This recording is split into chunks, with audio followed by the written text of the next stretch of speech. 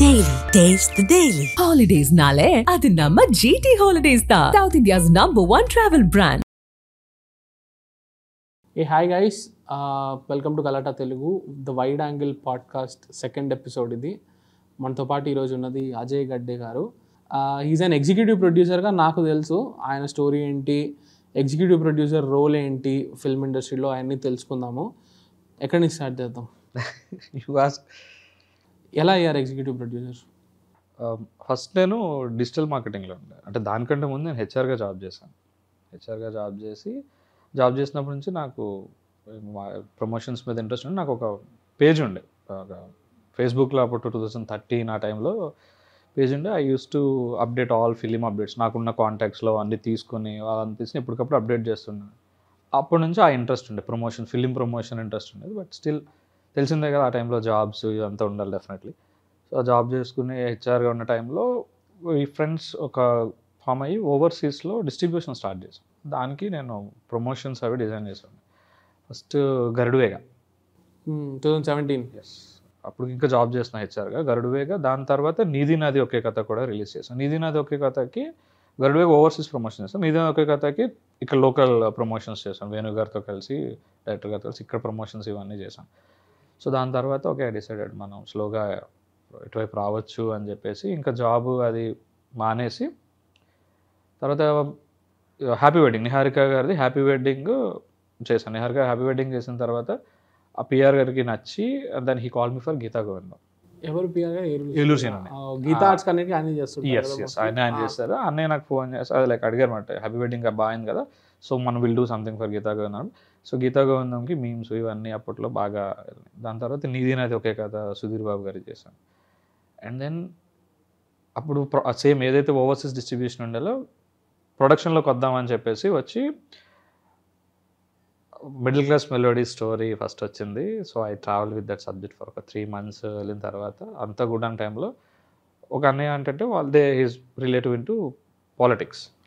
అజయ్ మనకు ఒకసారి అది కూడా ప్రమోషన్స్ చేయాలంటే నాకు పాలిటిక్స్ దూరం అన్నా వద్దు, బట్ స్టిల్ వెళ్ళి అక్కడ ఒక ఎలక్షన్ క్యాంపెయిన్స్ అవి రన్ చేసుకుని వచ్చాం. ఈ లోపు ఈ మూవీ స్టార్ట్ అయిపోయింది, మిడిల్ క్లాస్ మెలోడీస్ స్టార్ట్ అయిపోయింది భవ్య ప్రొడక్షన్స్లో. That's good. దెన్ వచ్చిన తర్వాత మహి అన్న it's a big support for me. Mahi అన్న ఉండేవారు, స్క్రిప్ట్ ఎల్లర్స్ అనేది ఉంటుంది. సో మహి అన్న అంటే ఎవరు? మహి ఈజ్ అ స్క్రిప్ట్ ఎల్లర్స్ ప్రొడ్యూసర్, కొత్త పోరాడు. Okay okay. సో కొత్త పోరాడు దానికి ప్రొడ్యూసర్ ఆయన. సో ఎప్పుడు రెగ్యులర్గా మాట్లాడే వాళ్ళం కాబట్టి, సో అన్న నేను ప్రొడక్షన్ చేస్తాను ఇది అన్నప్పుడు, సో ఓకే వేరే ప్రాజెక్ట్స్ 2-3 ప్రాజెక్ట్స్ ఉన్నాయి, అందులో వేరే నోటెడ్ ఆర్టిస్టులు ఉన్నారు, నోటెడ్ వీళ్ళు. కొత్త పోరాడీస్ మొత్తం న్యూ అంటే లేదు నాకు ఇదే కావాలి. సో నాకు రెగ్యులర్ మేనేజర్ వర్క్స్ కూడా వద్దు. సో అసలు జీరో నాలెడ్జ్ ఆన్ ప్రొడక్షన్. నేను కొత్త పోరాడు ప్రొడక్షన్కి వెళ్ళాం along with my friend Sameer. అసలు సమీర్ వచ్చేసి షో రన్నర్ దానికి, and he is a DOP for I. Okay okay. మా ఇద్దరిదే అప్పటి నుంచి ఉండే. సో అప్పుడు నేను అందుకే సమీర్ నేను ఇది కాదు నువ్వు ఇది అని చెప్పేసి ఇప్పుడు ఆయలో మేము. సో అప్పుడు కొత్త పౌరుడు ఎగ్జిక్యూటెడ్ ఇట్, వచ్చింది, బయటకు వచ్చింది. అండ్ వెరీ హ్యాపీ ఏంటంటే అందులో చాలా టాలెంట్స్ అన్నీ కూడా ఈరోజు ఇండస్ట్రీలో అందరూ యాక్టర్స్ చాలా మంది ఉన్నారు. బలగంలో కూడా కనిపించారు. బలగంలో ఉండే ఆయన హిజ్ ఫస్ట్ ప్రాజెక్ట్ ఈజ్ కొత్త పౌరుడు. అందులోనే మన పుష్పలో అనసూయ గారి బ్రదర్ రోల్ చేశారు కదా రాజేష్. నాకు ఇప్పటికి రాజ్ తిరందర్సు నాకు వాళ్ళ కొత్త పౌరుడులో వాళ్ళు ఏవైతే నేమ్స్ ఉంటాయో నాకు ఇప్పటికి ఆ పేర్లు గుర్తుని అలాగే పిలుస్తాను. అందులో నెత్తి రాజేష్ అని ఉంటుంది, నేను ఇప్పటికీ అలాగే పిలుస్తాను. చాలా అలవాటు. ఈవెన్ టిల్లు ఫాదర్ కానీ వీళ్ళు కానీ అందరూ, జగదీష్ వీళ్ళందరూ అక్కడ ఉండే. ఒకసారి సుకుమార్ గారు కానీ ప్రతాప్ గారు కానీ వీళ్ళు కొత్త పౌరుడు చూసి చాలామందిని మేము క్యాస్ట్ చేసామని ఒకసారి మాకు ఎస్విసిసియు నుంచి కూడా వాళ్ళు కాల్ చేసి కొత్త పౌరుల్లో మీరు క్యాస్టింగ్ చేసిన వాళ్ళ ప్రొఫైల్స్ అన్ని తెలంగాణ ఆర్టిస్టులు అన్నీ మాకు ఇవ్వరా, లైక్ మేము చూస్తాం చాలామంది చూస్తాం. సో అది నాకు దానికి ఏదైతే వర్క్ చేసామో అది అసలు ఇంకా చాలా అంటే చాలా. సో ఎలా ఉండేదంటే నాకు మహి అన్న అప్పుడప్పుడు ఏదన్నా అన్నప్పుడు, బ్రో ఇదేంటి ఇది ఎలా చేయాలంటే, బ్రో నువ్వు కొత్త పౌరుడికి పని చేసావు బ్రో, ఇందులో ఆలోచిస్తున్నావు అన్నాడు. సో కొత్త పౌరుడు ఈజ్ లైక్ దట్. మాకు అన్ని హర్డిల్స్ ఉండే, అందరూ కొత్త వాళ్ళతో కదా, చాలా హర్డిల్స్ ఉండేవి, వెళ్ళడం చేయడం వర్క్. సో మంచి ఎక్స్పీరియన్స్. ఈ రోజుకి కూడా నేను ఏదైనా అప్లై చేయాలి అనుకుంటే I can apply that work. అప్పుడు ఉండే దీన్ని చేయడానికి బాగుంటుంది. అసలు ఒక ఎగ్జిక్యూటివ్ ప్రొడ్యూసర్ అంటే రోల్స్ ఏంటి, రెస్పాన్సిబిలిటీస్ ఏంటి? అంటే నాకున్న అండర్స్టాండింగ్ ఏంటంటే ఫిల్మ్ మేకర్ ఉంటారు, ప్రొడక్షన్ హౌస్ ఉంటుంది, వీళ్ళిద్దరికి మధ్య ఒక బ్రిడ్జ్ లాగా యాక్ట్ చేయాలనేది నాకుండే ఒక బేసిక్ అండర్స్టాండింగ్. సో దాన్ని ప్లీజ్ ఎలాబొరేట్ చేసి. ఎగ్జాక్ట్లీ. ఇప్పుడు ఎగ్జిక్యూటివ్ ప్రొడ్యూసర్ అంటే actually acts as a bridge between both the production and creative. డైరెక్టర్కి కానీ ప్రొడ్యూసర్కి కానీ మిడిల్లో ఎవరైతే యాక్ట్ చేస్తారో, and also he is the one who looks after all the logistics of production మొత్తం చూసుకునేది కూడా executive producer. Right start from the narration అయినప్పటి నుంచి కూడా. దాని తర్వాత ఇంకా స్టేజెస్ ఆఫ్ మూవీ దాని మొత్తం ఉంటుంది. Like script development, main script development ఉంటుంది, pre production, production and the post production. So మొత్తం entire from start to end of a project మొత్తం చూసుకునేది అది ఎగ్జిక్యూటివ్ ప్రొడ్యూసర్. స్క్రిప్ట్ డెవలప్మెంట్లో ఇప్పుడు ఒక్కొక్క ఫేజ్ నుంచి వద్దాము. స్క్రిప్ట్ డెవలప్మెంట్లో ఎగ్జిక్యూటివ్ ప్రొడ్యూసర్ ఇన్వాల్వ్మెంట్ ఎలా ఉంటుంది? అన్ని సందర్భాల్లో ఉండదు, అన్ని చోట్ల కూడా. అంటే వేరియబుల్ ఆఫ్ దిస్ అంటే మీకు ఆ ప్రొడక్షన్ హౌసెస్ని బట్టి కూడా ఉంటుంది. కొన్ని సందర్భాల్లో ప్రొడక్షన్ హౌసెస్ బట్టి. ఇప్పుడు కొన్ని స్మాల్ ప్రొడక్షన్స్లో వాళ్ళు ఎక్కువ ఇన్వాల్వ్ చేయడానికి ఇష్టపడుతుంటారు. బిగ్ ప్రొడక్షన్స్ అంటే బ్యాక్ టు బ్యాక్ ప్రాజెక్ట్స్ ఉంటే వాళ్ళు producer he use to sits with the director, మొత్తం అంతా అయిపోయిన తర్వాత తీసుకొచ్చి ప్రాజెక్ట్ ఇచ్చి ఎగ్జిక్యూట్ చేయమనే ఛాన్సెస్ ఉంటాయి. కొన్ని సందర్భాల్లో ఉంటాయి. నేను ఒక వెబ్ సిరీస్ అంటే లైక్ అది ఒక Z5లో ఒక హిట్ వెబ్ సిరీస్ ఒకటి వచ్చింది, దానికి పార్ట్ 2 చేయాల్సి వచ్చింది. So I was part of it right from the writing నుంచి నేను ఉన్నాను. బట్ కానీ అది బయటికి అవ్వలేదు. సో అది ఒక మంచి అది బయటకు వస్తే ఒక బెస్ట్ రైటింగ్ అయితే అయ్యేది. అది దేశ్రాజ్ అని చెప్పేసి కల్కి మూవీ రైటర్ దానికి రాసింది. సో అది బయటకు వస్తే మంచి గుడ్ వన్, బట్ అది అవ్వలేదు. సో డిపెండ్స్, ఒక్కొక్కసారి ఇన్వాల్వ్మెంట్ ఉంటుంది, ఒక్కొక్కసారి ఉండదు. ఉంటే ఇంకా బెటర్ అండర్స్టాండింగ్ ఫర్ బడ్జెటింగ్లో కానీ మిగతా ఆస్పెక్ట్స్లో గెటింగ్ గుడ్ టాలెంట్స్ ఇట్లా అన్నిటికీ చాలా హెల్ప్ అవుతుంది. ఏంటంటే క్లారిటీ ఉంటుంది, ఎంటైర్ స్క్రిప్ట్ మీద ఒక గ్రిప్ అయితే ఉంటుంది, ఫస్ట్ నుంచి కూడా గ్రిప్ ఉంటుంది. లేదు స్క్రిప్ట్ అంతా రెడీ అయ్యాక మన దగ్గరికి వచ్చిందంటే you need to understand the entire script. మొత్తం అది అండర్స్టాండ్ చేసుకుంటే it will helps us for the budgeting. చాలా నీట్గా బడ్జెటింగ్కి, లొకేషన్స్కి, మొత్తం అన్నిటికి అది చాలా హెల్ప్ అవుతుంది. And you should involve. EP అనేవాడు ఆ కథని ఈక్వల్ టు డైరెక్టర్ దాన్ని ఎప్పుడైతే థరోలీ వెళ్తుంటాడో అది చాలా హెల్ప్ అవుతుంది. అంటే like I follow. So scripting స్టేజ్లోనే ఒక ఎగ్జిక్యూటివ్ ప్రొడ్యూసర్ ఇన్వాల్వ్ అవ్వడం వల్ల, సో ఇప్పుడు ఒక సీన్ రాస్తున్నారంటే లేకపోతే ఒక సీన్ డెవలప్ చేస్తున్నారంటే దీనికి ఇంత బడ్జెట్ అవుతుంది, దీని బదులు ఫర్ ఇన్స్టెన్స్ ఇప్పుడు ఒక సీన్ అనేది రైల్వే స్టేషన్లో పెట్టచ్చు, లేకపోతే బస్ స్టాండ్లో పెట్టచ్చు, లేకపోతే ఒక కెఫేలో పెట్టచ్చు, రన్వే మీద కూడా పెట్టచ్చు. సో ఇట్లాంటివన్నీ ఈపీ ఇన్పుట్స్ ఉంటాయి స్క్రిప్టింగ్. అప్పుడు మనం ఇన్వాల్వ్ అయ్యి ఇవన్నీ చెప్తూ ఉంటే రైటింగ్ కి కళ్ళెం వేసినట్టు అదే ఎప్పుడు చేయకూడదు. బేసిక్ గా అది అసలు ఎప్పుడు చేయకూడదు. ఎందుకంటే రైటర్స్ అనే వాళ్ళు ఎప్పుడు కూడా వాళ్ళకి లిమిటేషన్స్ ఉండవు, రైటింగ్కి ఎప్పుడు లిమిటేషన్స్ ఉండవు. సో వాళ్ళు దాన్ని తర్వాత మనతో డిస్కస్ చేస్తున్నప్పుడు దాని ఆల్టర్నేటివ్ గురించి మనం అడగడం, దానికి వాళ్ళు కన్విన్స్ అయితే ఓకే తప్ప నువ్వు ఇది రాయకూడదు, అది అసలు నో వన్, అసలు ఎవరు చెప్పకూడదు. అసలు బేసిక్గా రైటర్స్కి ఎప్పుడు ఆ స్పేస్ ఉండాలి, వాళ్ళకి ఆ రెస్పెక్ట్ ఉండాలి. సో అసలు యాక్చువల్గా రైటర్స్కి ఇప్పుడు అది ఎప్పుడైతే దొరుకుతుందో బెటర్ ప్రొడక్ట్ అనేది బయటికి ఖచ్చితంగా వస్తుంది. సో వాళ్ళని మన ఆ టైంలో ఇన్వాల్వ్ అవ్వకూడదు.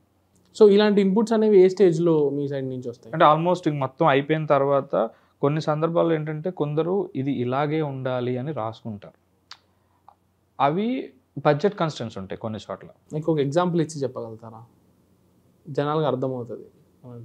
ఎగ్జాంపుల్ అంటే ఒక సిరీస్కి నేను చేస్తున్నప్పుడు డైరెక్టర్ స్టోరీ రాసుకునేటప్పుడే ఒక ఊరు, ఒక చెరువు, ఒక చెట్టు, ఒక రోడ్, ఒక ఎలిమెంట్ కింద తీసుకుని తను రాసుకున్నాడు. సో ఆ లొకేషన్ కోసం నేను like before I join in to that production వాళ్ళు చాలా ఎక్కువ సర్చ్ చేసుకుని ఎత్తుకుని ఫైనల్గా ఒక లొకేషన్ పట్టుకున్నారు. షూట్కి వెళ్ళేటప్పుడు వాళ్ళు మళ్ళీ నన్ను ఒకసారి వెళ్ళిన తర్వాత చూడాలి కదా అని చెప్పేసి నేను అక్కడికి వెళ్ళిన తర్వాత చెరువులో నీళ్ళు, సో లేదు వాటర్ లేదు. ఇప్పుడు ఆ చెరువునైతే నింపలేంగా. సో అంటే తను ఏంటంటే నేను అది అలా ఊహించుకుని రాస్తున్నానండి, ఇంక ఇలాగే ఉండాలి. సో కొన్ని ఉంటాయి ప్రాక్టికల్గా చాలా వాళ్ళకు విజన్ ఉంటుంది కదా వాళ్ళకి. అంటే ఆ టైంలో వాళ్ళు కొందరికి అది ఉంటుంది లైక్ అంటే ఇది ఇక్కడ చేస్తే బాగుంటుంది, ఇలా చేస్తే బాగుంటుంది అనేది. సో ఎప్పుడు కూడా ఆ సోల్ డిస్టర్బ్ అవ్వకుండా మనం ఇంకో ఆల్టర్నేట్ ఆప్షన్ డెఫినెట్లీ ఏదైనా సరే అల్టిమేట్గా డైరెక్టర్ దాన్ని ఫైనల్ చేస్తారు. సో ఏం చేశారు అక్కడ చెరువుకి నీళ్ళు లేకపోయినప్పుడు? ఇంకా సీజన్ ఇంకా షెడ్యూల్ మొత్తం మార్చేయాలి. ఇంకా రైనీ సీజన్ వచ్చే వరకు అక్కడ చేసేలేదు. ఎందుకంటే చెరువు మనం నింపలేం, అక్కడ చెరువే కావాలి. ఇది సీరియస్. ఇక్కడ మనమే పెద్ద పెద్ద సీజీలకి వెళ్ళిపోయి లేకపోతే ఇది చేసి ఇదంతా చేస్తే బడ్జెట్స్ మన దగ్గర అంత లగ్జరీ బడ్జెట్స్ ఉండవు. And way back this is in 2021 టైంలో. సో అప్పటికి సీరియసెస్కి మనకు ఆ రేంజ్ బడ్జెట్స్ అయితే లేవు. సో అది దానివల్ల ఇలా చాలా ఉంటాయి ఇలాంటివి. ఇందాక నేను చెప్పింది రన్వే అనేది కూడా ఒక డిస్కషన్లో ఏదో ఫ్రెండ్ రైటింగ్ ఏదో రాసుకున్నప్పుడు ఒకసారి చెప్తున్నప్పుడు హీరో రన్వేలో పడుకుని ఆలోచిస్తుంటాడు రా అంటే లైక్ మచ్చా హీరో మంచోడు, రోడ్డు మీదకి తీసుకొద్దాం, రోడ్డు మీద పడుకోబెడదాం, రన్వేల మీద వద్దులేరా. సో అంటే తను రాసుకున్నాడు అది సరదాగా కానీ సీరియస్గా కానీ. రన్వే మీద బేసిక్గా రన్వే మీద ఎవడు పడుకుని ఆలోచిస్తాడు, ఎవడు ఎలా చేస్తాడు, ప్రాక్టికల్గా అది వర్కౌట్ కాదు. సో అలా నైస్. ఇప్పుడు నేను ఎప్పుడు చదివా 2018లోనే ఎక్కడో ఎయిర్పోర్ట్లో ఏదో కోల్కతా ఎయిర్పోర్ట్లో దీనికో పర్ అవర్ 1.5 lakhs అని చెప్పి. Yes. What are some of the most costly and అన్నిటికంటే డిఫికల్ట్ లొకేషన్స్ అంటే ఏంటి పట్టుకోవడం? మీరు ఏదైతే చెప్పారో ఎయిర్పోర్ట్స్ కానీ ఇప్పుడు నావీలో చేసేవి కానీ కొన్ని ఉంటే వాళ్ళు అవి చాలా మోస్ట్ డిఫికల్ట్. అందరికీ అన్ని చోట్లకి మీకు పర్మిషన్ ఉండదు. సో డెఫినెట్లీ కొన్ని చోట్ల షూట్ చేయాలంటే ఐదర్ మీకు హైలీ ఇన్ఫ్లుయెన్సర్గా పర్మిషన్స్ తెచ్చుకోవడం కానీ లేదంటే చాలా కష్టపడాలి. ఇంకా లేదంటే ఆ స్టోరీ అదని డిమాండ్ చేస్తుంది అని అవతల అక్కడున్న అథారిటీస్ని మనం లిటరలీ వాళ్ళు నమ్మాలి. ఇది మనం there is no way to them మనకి ఇవ్వాలి. వాళ్ళు రెస్ట్రిక్టెడ్ ఏరియాస్ ఉంటాయి అక్కడ definitely they will not allow you. లేదు అంటే సెట్ వేసుకోవాలి. ఇప్పుడు నాట్ ఓన్లీ ఎయిర్పోర్ట్స్, ఇప్పుడు మన మెట్రో ఉంది కదా, metro is also charging like that. మీకు train per hour 2 lakhs, platform per hour 1 lakh. Right no మేము ఒక మూవీ ఫిల్మ్ చేస్తున్నాం. సో అది అక్కడ చాలా జాగ్రత్తగా ఉండాలి. అక్కడే where you can control the cost and all. Oh my god. Okay, very interesting. And ఒక ఎగ్జిక్యూటివ్ ప్రొడ్యూసర్ ఒక రోజు ఎలా ఉంటుంది వాళ్ళ లైఫ్లో సినిమా సెట్ మీద ఉంది అంటే ఏ ఫ్యాక్టర్స్ మీ కంట్రోల్లోకి వస్తాయి? అంటే ఏవి మీ responsibilities? What are all you are accountable for? Like ఇంకా ఆ రోజు సెట్లో ఇంకా మొత్తం బేసిక్గా అన్నీ ఉంటాయి. కాకపోతే మన కింద ఒక టీం ఉంటుంది. ఎగ్జిక్యూటివ్ ప్రొడ్యూసర్స్ కింద ఇప్పుడు టీం ఉంటుంది. లైన్ ప్రొడ్యూసర్స్ ఉంటారు. సో ఎగ్జిక్యూటివ్ ప్రొడ్యూసర్స్ కింద లైన్ ప్రొడ్యూసర్స్ వస్తారు. అండ్ సమ్ టైమ్స్ మీకు లైన్ ప్రొడక్షన్ డిఫరెంట్ ఉంటుంది. అంటే ఎలా ఉంటుందంటే ఇప్పుడు మనం ఇక్కడ ఉండి లండన్లో షూట్ చేయాలి. సో ఇక్కడ ఒక 80% అంతా నేను ఇక్కడ హైదరాబాద్లో నేను వర్క్ చేస్తే ఇప్పుడు అక్కడికి వెళ్తున్నానంటే నాకు అక్కడ ఉండే ఒక లైన్ ప్రొడక్షన్ ఒక కంపెనీ వాళ్ళు నాకు నేను నా రిక్వైర్మెంట్స్ అన్నీ వాళ్ళకి ఎక్స్ప్లెయిన్ చేసినాక వాళ్ళు నాకు ఒక బడ్జెట్ ఇస్తారు. సో నేను అక్కడ షూట్కి వెళ్ళినప్పుడు they will take care of it. ఎందుకంటే వాళ్ళకి అక్కడ దానికి గ్రిప్ ఉంటుంది ఆ కంపెనీకి కానీ దానికి కానీ. సో మన సమ్టైమ్స్ వాళ్ళకి లైన్ ప్రొడక్షన్కి ట్యాగ్ వస్తుంది. ఇక్కడ ఏంటంటే ఎగ్జిక్యూటివ్ ప్రొడ్యూసర్కి లైన్ ప్రొడ్యూసర్కి మన ఇండియన్ ఫిల్మ్స్లో చాలా నేమ్స్ ఒకటి మారుతుంటుంది, ఇంటర్చేంజబుల్. ఇప్పుడు మీకు ఇదే హాలీవుడ్లో తీసుకుంటే ఎగ్జిక్యూటివ్ ప్రొడ్యూసర్స్ ఆల్సో ఇన్వెస్ట్, ఇక్కడ మనం చేయం. సో దట్ ఆ డిఫరెన్స్ కూడా ఉంది. అందుకే అక్కడ మార్టిన్ స్కార్సెసీ, స్టీవెన్ స్పిల్బర్గ్ వీళ్ళందరి నేమ్స్ ఫ్రమ్ ఎగ్జిక్యూటివ్ ప్రొడ్యూసర్ వస్తూ ఉంటాయి. ఎగ్జిక్యూటివ్ ప్రొడ్యూసర్ ఏసీ ప్రెజెన్స్ అని కూడా వస్తుంది. అండ్ వాళ్ళు డైరెక్టరే ఒక్కొక్కసారి కింద ఎగ్జిక్యూటివ్ ప్రొడ్యూసర్ అని కూడా నేమ్ వేసుకుంటారు. యాక్టర్ సినిమాలో యాక్ట్ చేసిన వాళ్ళకి ఎగ్జిక్యూటివ్ ప్రొడ్యూసర్ ఉంటుంది. వాళ్ళకి అది కూడా ఉంటుంది. ఎందుకంటే వాళ్ళు ఒక పార్ట్కి వాళ్ళు దే విల్ ఇన్వాల్వ్. అంటే మన దగ్గర ఇప్పుడు ఉండట్లేదు. అంటే లైక్ మ్యూజిక్కి కూడా సపరేట్ ప్రొడ్యూస్ చేస్తూ ఉంటారు ఒక ఫిలింకి కూడా. ఐ హోప్ యునో మన ఓయ్ మూవీకి సిద్ధార్థ్ గారు అంటే తెలిసి మ్యూజిక్ ప్రొడ్యూసర్ దగ్గర ఆయన క్రెడిట్ ఉంటుంది. సో అది ఇప్పుడు ఉంటుంది. అదేంటంటే ఇంకా ఆయన ప్రొడ్యూస్ చేశాడు ఆ లేబుల్కి కానీ he will take care of that responsibility. So ఎక్కువ ఓవర్సీస్లో మీకు అవి ఎక్కువ ఉంటాయి. If you see any web series ఏదైనా చూస్తుంటే you can see 4-5 executive producer names వస్తాయి. మన దగ్గర ఒక ఫిలింకి ఒక 1 or 2, పెద్ద ప్రొడక్షన్ అయితే 2 అలా ఉంటుంది. ఓకే. మీరు చేసిన ఎన్ని ఇయర్స్ నుంచి ఉన్నారు? 10 years? నో మార్కెటింగ్ నుంచి అనుకుంటే 2016-17. ఓ దట్స్ ఓకే. గరుడవేగ 2017 అప్పుడు. ఎగ్జిక్యూటివ్ ప్రొడ్యూసర్ గా 2019 నుంచి. ఓకే 5 years లో వాట్ వర్ పెద్ద ఛాలెంజెస్ ఏంటి ఎదురైనవి? లైక్ లాజిస్టికల్ గానో ఛాలెంజెస్ అంటే నేను చేసిన ఇప్పటి వరకు ఒక మీడియం ఫిలిమ్స్ వచ్చాయి కాబట్టి లాజిస్టికల్గా అంటే కొత్త పౌరుడు చేస్తున్నప్పుడు అది పోచంపల్లిలో చేసాం, అంటే ఊర్లో. సో ఊర్లో చేసినప్పుడు అండ్ సగం నాది ఆంధ్ర. సో నాకు ఇక్కడ తెలంగాణ ట్రెడిషన్స్ ఇవి తెలీదు. అండ్ డైరెక్టర్ టీమ్ మొత్తం అది తెలంగాణలో ఉండేది. అది ఒక సీన్ ఏదో పిక్చరైజ్ చేయాలి. అక్కడికి వెళ్తున్నప్పుడు వాళ్ళు ఏంటంటే అది ట్రెడిషనల్గా ఇయర్లీ వన్స్ ఎప్పుడు మాత్రమే పూజ చేస్తారు, మిగతా టైంలో అక్కడ చేయకూడదు. సో మేము షూట్కి అక్కడికి వెళ్ళిన తర్వాత ఊరంతా వచ్చేసింది, చేయడానికి లేదు. సో వి కాల్డ్ ఆ రోజు షూట్ లేదు. చేయడానికి లేదు. అండ్ షూట్ కాల్ ఆఫ్ అయిపోవడం అంటే it's like nightmare no. అసలు ఇంకా మామూలుగా కాదు, షెడ్యూల్ మొత్తం మారిపోద్ది, డేట్లు మిస్ అయిపోతాయి, లొకేషన్ మిస్ అవుతుంది, చాలా అండ్ అది ఎక్స్పెన్సివ్, లిటరల్లీ ఎక్స్పెన్సివ్. సేమ్ కొత్తపూరులోనే ఒక చనిపోయిన శవం సీన్ చేయాలి, ఓనర్స్ ఎలా చేయలేదు, సో మళ్ళీ దాన్ని కొంచెం దూరంగా owners into owners. Okay, because మనం ఆ లొకేషన్ తీసుకుంటాం కదా, సో వాళ్ళు ఎలా చేయలేదు. ఇది రెగ్యులర్ ఉంటాయి అసలు, చాలా ఛాలెంజ్ అనేది ప్రతి చోట ఏదో ఒక రోజు మీకు ఏదో ఒక రూపంలో తగులుతూ ఉంటుంది. వాడు ఎక్కడైతే చెప్తాడో అక్కడి వరకే చేయాలి, ముందుకెళ్ళనివ్వరు, పర్మిషన్ అంటారు.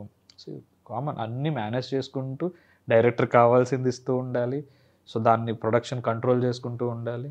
So yeah, so budget responsibilities mostly executive producer మీదనే.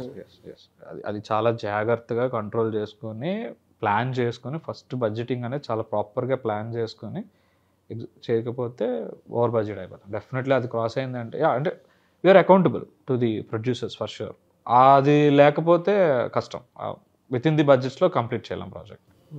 అట్ ది సేమ్ టైం నేనేం ఇష్టపడతానంటే అది ఎప్పటికప్పుడు డైరెక్టర్ కూడా వేర్ వీఆర్, ఎలా ఉన్నాం ఏంటి, ఈ పర్టికులర్ సీన్ ఉంది అంటే ఇక్కడ అంత అవసరం లేదు, మనం ఇక్కడ తగ్గించుకుందాం, we have another scene where we have to elevate చేయడానికి కానీ బడ్జెట్స్ పెట్టడానికి కానీ. అక్కడ మీకు కానీ డైరెక్టర్ సింక్లో ఉన్నాడు అంటే చాలు, ఇంకా అసలు క్రేజీగా వర్క్ చేసుకోవచ్చు. డైరెక్టర్ అండ్ డిఓపీస్ కానీ ఉన్నారు అంటే ఆ టీమ్గా అలా వస్తే వాళ్ళు అర్థం చేసుకుని వాళ్ళకి ఏమి ఇవ్వాలో కూడా మనకు తెలుస్తుంది.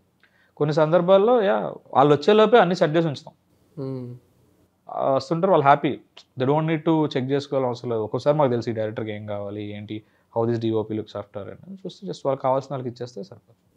సో ఆ కాల్ షీట్ అని ఒకటి అంటారు కదా, కాల్ షీట్ అంటే ఏంటో ఎక్స్ప్లెయిన్ చేయండి. సో నేను సిడ్నీ లూమెట్ గారి మేకింగ్ మూవీస్ బుక్లో చూసాను అనమాట. కాల్ షీట్ అంటే ఏ యాక్టర్స్ ఉంటారు, ఎంతమంది ఎక్స్ట్రాలు, లైక్ ఒక్కొక్కరిని తీసుకోవాలి, ఒక్కొక్కరు ఎన్ని గంటలకి రావాలి, సెట్లో రావాలి. సో మీరు ఎక్స్ప్లెయిన్ చేయండి ఒక కాల్ షీట్ అంటే ఎట్లుంటుంది. ఇప్పుడు కాల్ షీట్లో మీకు మెయిన్ టైమింగ్స్ ఉంటాయి. ఫస్ట్ ఆఫ్ ఆల్ కాల్ షీట్కి మెయిన్ టైమింగ్స్ ఉంటాయి. అంటే మనకు షూటింగ్కి కూడా we can call it's like morning 6 to evening 6 ఒక కాల్ షీట్ ఉంటుంది, ఆఫ్టర్నూన్ 2 నుంచి ఈవినింగ్ 6 వరకు ఉంటుంది, 2 o'clock నుంచి 9 ఉంటుంది, ఈవినింగ్ 6 నుంచి 9 వరకు ఉంటుంది, అండ్ అగైన్ ఈవినింగ్ 6 నుంచి 2 o'clock వరకు ఉంటుంది. These are different time.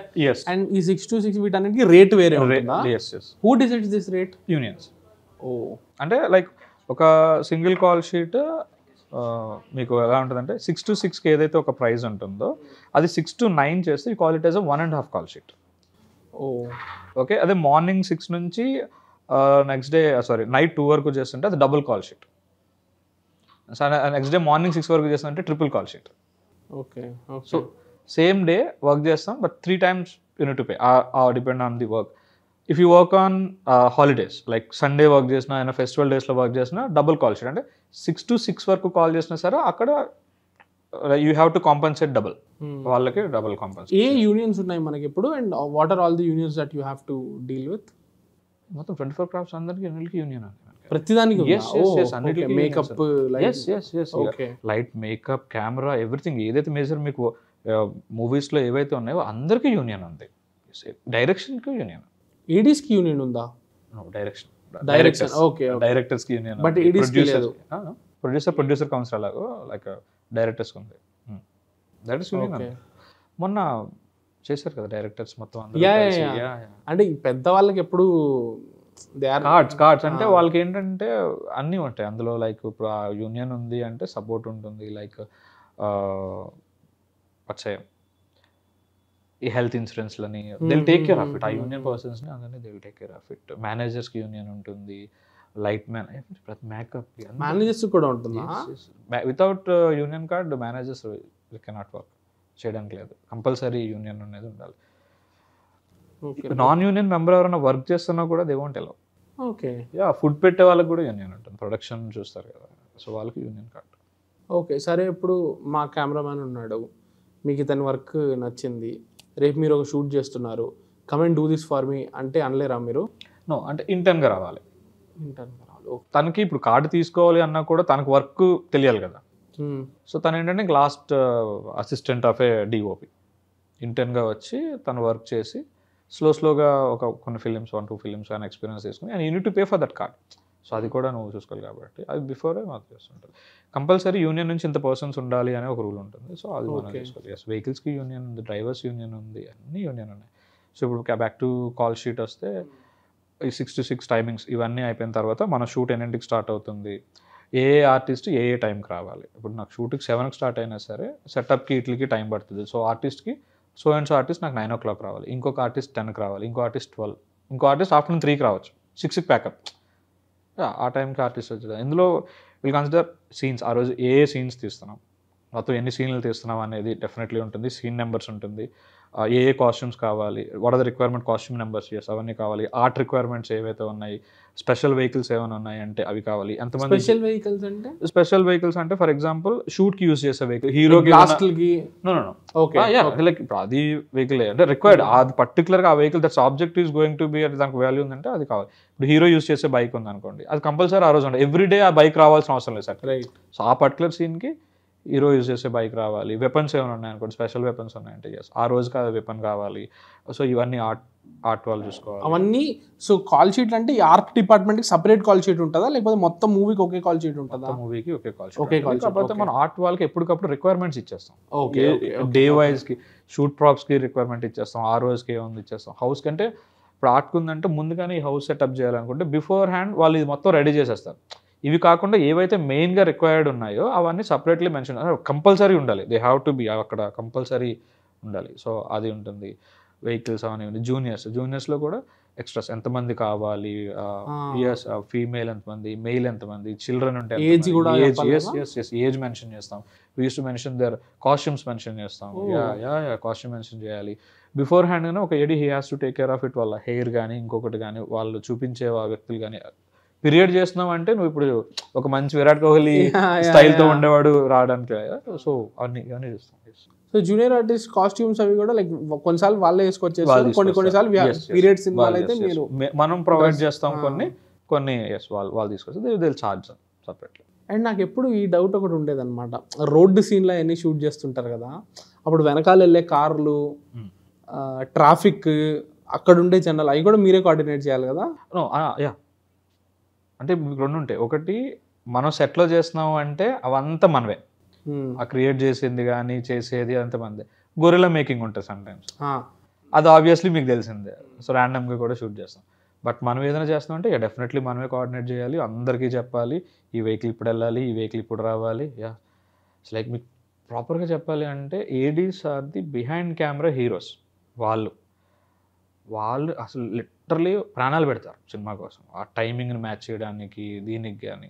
వాళ్ళ వల్లే చాలా వరకు అచీవ్ అవుతాయి. అంటే లాజిస్టిక్స్ నుంచి ప్రొడక్షన్ టీమ్ డెఫినెట్లీ ఇన్వాల్వ్ అయి ఉంటుంది. మీరు సప్లై చేస్తారు, వాళ్ళు దాన్ని I mean okay I get it. ఆ టైం దగ్గర కూడా చూస్తారు. అదే అన్ని కోఆర్డినేషన్ భయంకరంగా ఉండాలి కదా, కోఆర్డినేషన్ ఫుల్ డైరెక్షన్ టీమ్ తో. లైక్ ఏ కార్ కావాలి, ఏ కార్ ఏ టైంకి వెళ్ళాలి అనేది వాళ్ళు చేస్తారు. అదంతా జరిగితేనే మీకు అది ఆన్ స్క్రీన్ మీద ప్రాపర్ డెలివరీ అవుతుంది. అది చాలా ఇంపార్టెంట్. అది మనకు మెయిన్గా అది క్వాలిటీ. సో ఇప్పుడు ఒక ఎగ్జిక్యూటివ్ ప్రొడ్యూసర్ మెయిన్గా చూసుకోవాల్సింది ఏంటంటే ఇదంతా చేసేసిన తర్వాత మానిటర్ చెక్ చేసుకొని ఆన్ స్క్రీన్ పర్ఫెక్ట్గా ఉందా లేదంటే అది మనకి అవన్నీ ఉన్నాయి, లేదంటే మిస్ అయినా కూడా మనం నెక్స్ట్ టైం అది తీసుకొచ్చి పెట్టేసి we need to do it. అది ఎంత production values are much important. ఇప్పుడు చాలా ఇంపార్టెంట్, ఎందుకంటే audience were discussing about the stuff. సినిమా కాస్ట్లీగా ఉందా లేదా, పెద్ద సినిమా లాగా కనిపిస్తుందా లేదా, వెనక అన్ని వేగ్గా వదిలేసారు, ఇది పట్టించుకోవట్లేదు, అది లేదు, ఫ్రేమ్స్ బ్లాంక్ ఉన్నాయి, discussing all this stuff. And ఇదంతా చేస్తూ మీరు ప్రొడ్యూసర్ని కూడా హ్యాపీగా ఉంచుకోవాలి. ప్రొడ్యూసర్స్కి లైక్ ఎట్లా ఉంటుంది మీకు ప్రొడ్యూసర్కి కోఆర్డినేషన్? లైక్ ఈ స్కెడ్యూల్ అయిపోయాక చూపించడమా, లేకపోతే ఎవ్రీడే వాళ్ళకి ఈరోజు ఇది జరిగింది అని చెప్పడమా, ఫాలోయింగ్ అప్ అది ఎలా ఉంటుంది రిపోర్టింగ్? అంటే డిపెండ్స్. ఇప్పుడు మేము మా ప్రొడ్యూసర్స్కి ఎవ్రీడే రిపోర్ట్స్ ముందుగానే బడ్జెట్స్ ఇచ్చేస్తాం. So the producers will definitely should know మనం ఏంటి షూట్ చేస్తున్నాము ఏంటి అనేది వాళ్ళకి ముందుగానే చెప్తాము. దానికి ఎంత బడ్జెట్ అవుతుంది ఏంటి అనేది ముందుగానే ఇచ్చేస్తాము. సో రిక్వైర్మెంట్స్ అన్ని లాక్ చేస్తాము, payments everything with the knowledge, ఇవన్నీ ప్రొడ్యూసర్ నాలెడ్జ్లో పెట్టే చేసేస్తాం. ఎండ్ ఆఫ్ ది డే కొంత producers they will visit the sets, వాళ్ళు ఉంటారు, they will visit, they will check care of it. Okay అంత ప్రాసెస్ రన్నింగ్లో ఉంది, అయిపోయిన తర్వాత ఎండ్ ఆఫ్ ది డే ఈరోజు ఏం చేసాం ఏంటి పెండింగ్ ఉంది అనేది ఒక ప్రొడక్షన్ రిపోర్ట్ కూడా ఉంటుంది. లైక్ కాల్ షీట్ ఎలాగో ఒక ప్రొడక్షన్ రిపోర్ట్ కూడా ఉంటుంది. ఏముంటుంది దాంట్లో? సో ప్రొడక్షన్ రిపోర్ట్ అంటే అందులో ఎవరు ఎన్నింటికి వచ్చి వెళ్ళారు ఉంటుంది, ఎన్ని పీపుల్ ఉన్నారు వెళ్ళి ఉంటుంది, ఎన్ని సీన్స్ ప్లాన్ చేసాం, ఎన్ని సీన్స్ చేసాం, పెండింగ్ ఉంటాయి ఏంటి, ఎన్ని మాంటేజెస్ అనుకున్నాము, ఎన్ని మాంటేజెస్ తీసాము, లేదంటే అసలు అన్ప్లాన్డ్ మాంటేజ్ ఏమైనా చేసామంటే అది మెన్షన్ చేస్తాం. అన్ప్లాన్డ్ సీన్ ఏదన్నా ఆ టైంకి వర్కౌట్ అయితే చేసేయగలిగితే we will mention that so and so scene మేము చేసాం. ఒకవేళ చేయలేకపోతే రీజన్ ఏంటి, ఇది ఎందుకు అవ్వలేదు అనే ఒక రీజన్ కూడా ప్రొడ్యూసర్స్కి we need to submit. Yes definitely దాని గురించి డిస్కస్ చేసుకోవాలి. తర్వాత దాన్ని ఎక్కడ కవర్ చేస్తున్నాం ఏంటి, ఎలా కంప్లీట్ చేయబోతున్నాం ఆ సీన్ని అనేది అది. ఓకే. అండ్ నాకు ఈ ఛాలెంజెస్ గురించి చెప్పండి. ఇందాక అది కట్ అయి వేరే టాపిక్ వెళ్ళాము. మీ కెరియర్లో యాజ్ అ ఎగ్జిక్యూటివ్ ప్రొడ్యూసర్గా కొన్ని లాజిస్టికల్ ఛాలెంజెస్, వాటిని ఎట్లా సాల్వ్ చేశారు? అంటే లాజిస్టికల్ ఛాలెంజెస్ అంటే నాకు ఈ కాఫీ షాప్ ఉంటుంది, చాలా బాగుంది, ఇక్కడ షూట్ చేయాలని అనుకుంటాం, ఏదో ఒక మంచిగా చేయాలి, అక్కడికి క్యారవెన్స్ రాకపోవచ్చు, లైట్ వెహికల్ యూనిట్ వెహికల్స్ రాకపోవచ్చు, పార్కింగ్ ఇష్యూస్ ఉండొచ్చు, పోలీస్ పర్మిషన్ దొరకపోవచ్చు, లేదంటే అసలు ఈ కాఫీ షాప్ అతనే ఇవ్వకపోవచ్చు. మనకు నచ్చుతుంది, మనం అనుకున్న సీన్ చాలా యాప్ట్గా బాగుంటుంది. సో అది డెఫినెట్లీ ఛాలెంజ్. ఇవన్నీ చేయాలి, డైరెక్ట్గా నచ్చినట్టు చాలా కాఫీ షాపులు చూపించాల్సి వస్తుంది. అందులో ఇది లేదు, ఇందులో డెప్త్ లేదు, ఈ కలర్ బాగాలేదు, ఇది లేదు, ఇవన్నీ ఏది ఒక సింపుల్గా అయితే అవ్వదు. Recce is my like location scouting అంటాం మనం, అది చాలా ఇంపార్టెంట్. అది చాలా ఎక్కువ చేస్తుంటే, అంటే అది ఎక్కువ అంటే లైక్ న్యూ లొకేషన్స్ ఎంత పట్టుకుంటే మనకు అంత ఫ్రెష్ ఉంటుంది ఆన్ స్క్రీన్. సో అది డెఫినెట్లీ అంటే లైక్ ఆయన అనుకున్నది మనం ఇవ్వడం అనేది ఛాలెంజ్. అసలు ఎక్కడి నుంచి పడుతుంటారు ఈ కొత్త లొకేషన్స్? టీమ్ ఉంటుందా లొకేషన్స్? మనకి లొకేషన్స్ మేనేజర్స్ ఉంటారు. లొకేషన్స్ మేనేజర్ ఉంటారు. ఏదైనా కొత్త లొకేషన్ వాళ్ళు ఉన్నప్పుడు they will give for shoots అని చెప్పేసి పెడతారు. అంటే కొన్ని గెస్ట్ హౌస్ ఉంటాయి, అందరూ ప్రతి సినిమాలో కనిపించే కొన్ని లొకేషన్స్ కొన్ని ఉంటాయి, రెగ్యులర్ గా ఉంటాయి. నేను అవి అంత అవాయిడ్ చేయాలని ట్రై చేస్తుంటాను. సో ఎతుకుతూ ఉంటాను. అంటే నేనని కాదు, ఇన్ జనరల్ మనం ఎతుకుతుంటాం. ఇప్పుడు కాఫీ షాప్ ఉంటే ఎప్పుడు షూట్ చేయడానికి మనకు పరిచయం ఉంటారు, వాళ్ళు బతిమలాడచ్చు. ఇప్పుడు సో ఇది వాళ్ళు ఇంతకుముందు ఎప్పుడు షూట్కి ఇవ్వకపోవచ్చు, మనకు తెలిసి ఉండొచ్చు వాళ్ళు. సో మనం దాన్ని పట్టుకుని ఇది బాగుంటుంది, ఇది ఇవ్వండి అని అడగడానికి స్కోప్ ఉంటుంది. సో ఒక లొకేషన్ నేను అలాగే అంటే లైక్ ర్యాండమ్గా కూడా దొరుకుతాయి లొకేషన్, మనం ఏదో పనిగట్టుకుని అక్కడ ఉంది అని ఉండదు. ఒకసారి నేను ఒక డిజైనర్ స్టూడియోకి వెళ్తే అక్కడ ఉంటే వాళ్ళు ఇంకా రాలేదు, కింద అటు ఇటు తిరుగుతుంటే ఒక ఇల్లు చాలా ఇంట్రెస్టింగ్గా అనిపించి వెళ్ళి వాళ్ళని అడిగాను షూటింగ్కి ఇస్తారా, ఫొటోస్ తీసుకొచ్చా, చాలా బాగున్నాయని. మొత్తం ఫొటోస్ తీసుకుని అన్నీ అడిగాను. వాళ్ళు షూటింగ్ అనుకుంటే ఒక 1-2 hours ఏదో ఉంటుందేమో ఇస్తామో అన్నారు. సో మేము వెళ్ళి లేదు ఒక 5 days ఉంటుంది, ఇన్ని నైట్స్ ఉంటాయి, ఇన్ని డేస్ ఉంటాయి, ఇలా ఉంటుంది ఇలా అంటే సారీ అంతసేపు అయితే ఏమో ఒక 1 hour 2 hours అంటే ఇస్తాం, కానీ లొకేషన్ వదలబుద్ధి కాదు, చాలా బాగుంటుంది. సో అప్పుడప్పుడు ఏంటంటే అది నచ్చి మనం దాన్ని రిక్రియేట్ చేసుకోవడానికి ప్లాన్ చేసుకోవాలి, లొకేషన్ వెతుక్కోవాలి. సో ఇవన్నీ ఉంటుంది, ఛాలెంజెస్ చాలా ఉంటాయి. అండ్ పోలీస్ పర్మిషన్స్ ఇవన్నీ ఎక్కడెక్కడ పోలీస్ పర్మిషన్స్ అవసరం? తాగుతూ మాట్లాడండి. ఇప్పుడు పోలీస్ పర్మిషన్స్ అంటే ఇప్పుడు మన రోడ్స్ చేయాలంటే డెఫినెట్లీ మనం పోలీస్ పర్మిషన్స్ తీసుకోవాలి. గవర్నమెంట్ ఆఫీసెస్ ఉన్నాయంటే కంపల్సరీ పోలీస్కి మనం చెప్పాలి, చలాన్లు తీయాలి. సో ఇవన్నీ ఉంటాయి మనకి కంపల్సరీ. అంటే జనాలకి డిస్టర్బెన్స్ కాకుండా ఉండాలి అంటే కంపల్సరీ పోలీస్కి ఇన్ఫార్మ్ చేసి, సమ్టైమ్స్ స్టార్స్ ఎవరైనా ఉన్నారు అంటే మనకు సెక్యూరిటీ కావాలి. అది వితౌట్ పోలీస్ నాలెడ్జ్లో లేకుండా మనం ఏది షూట్ చేయడానికి లేదు. ఎందుకంటే వాళ్ళకి తెలియకపోతే they have a right to come and stop the shoot. Okay. So అది జరగకుండా అంటే లైక్ అది వాళ్ళ డ్యూటీ. ఎందుకంటే జనాలకు ఇబ్బంది కలుగుతుంది, మనం వాళ్ళ పర్మిషన్ ఏమి పెట్టుకోకుండా మనకు నచ్చినట్టు చేసేద్దాం అనుకుంటే జనాలకు ఇబ్బంది కలిగిస్తుంది. సో అది జరగకూడదు.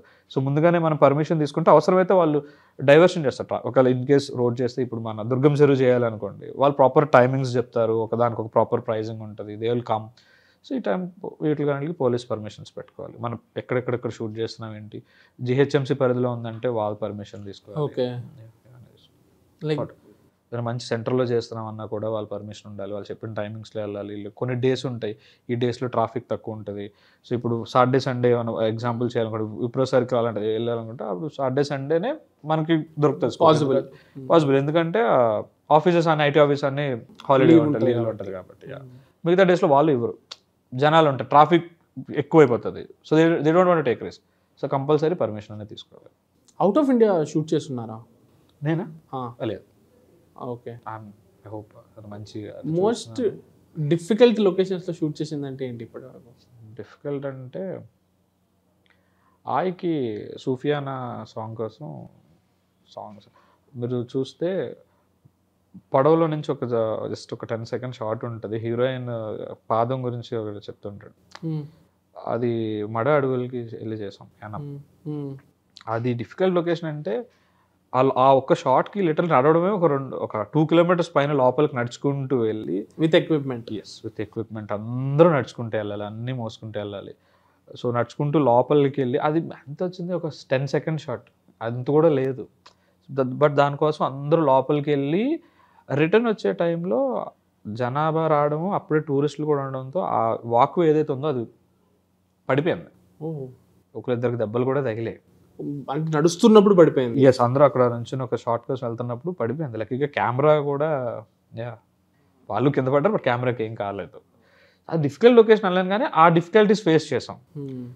బట్ మ్యాక్సిమం మనం డిఫికల్ట్ లొకేషన్ అంటే అదే అవాయిడ్ చేసేస్తాం. బిఫోర్ ఫిల్మింగ్కే మనకి ఏదైతే ప్రొడక్షన్ ఫ్రెండ్లీ ఉంటుందో, కంపాక్టబిలిటీ ఉంటుందో అక్కడికే వెళ్ళి షూట్ చేస్తుంటాం కాబట్టి ఇది ఉంటుంది.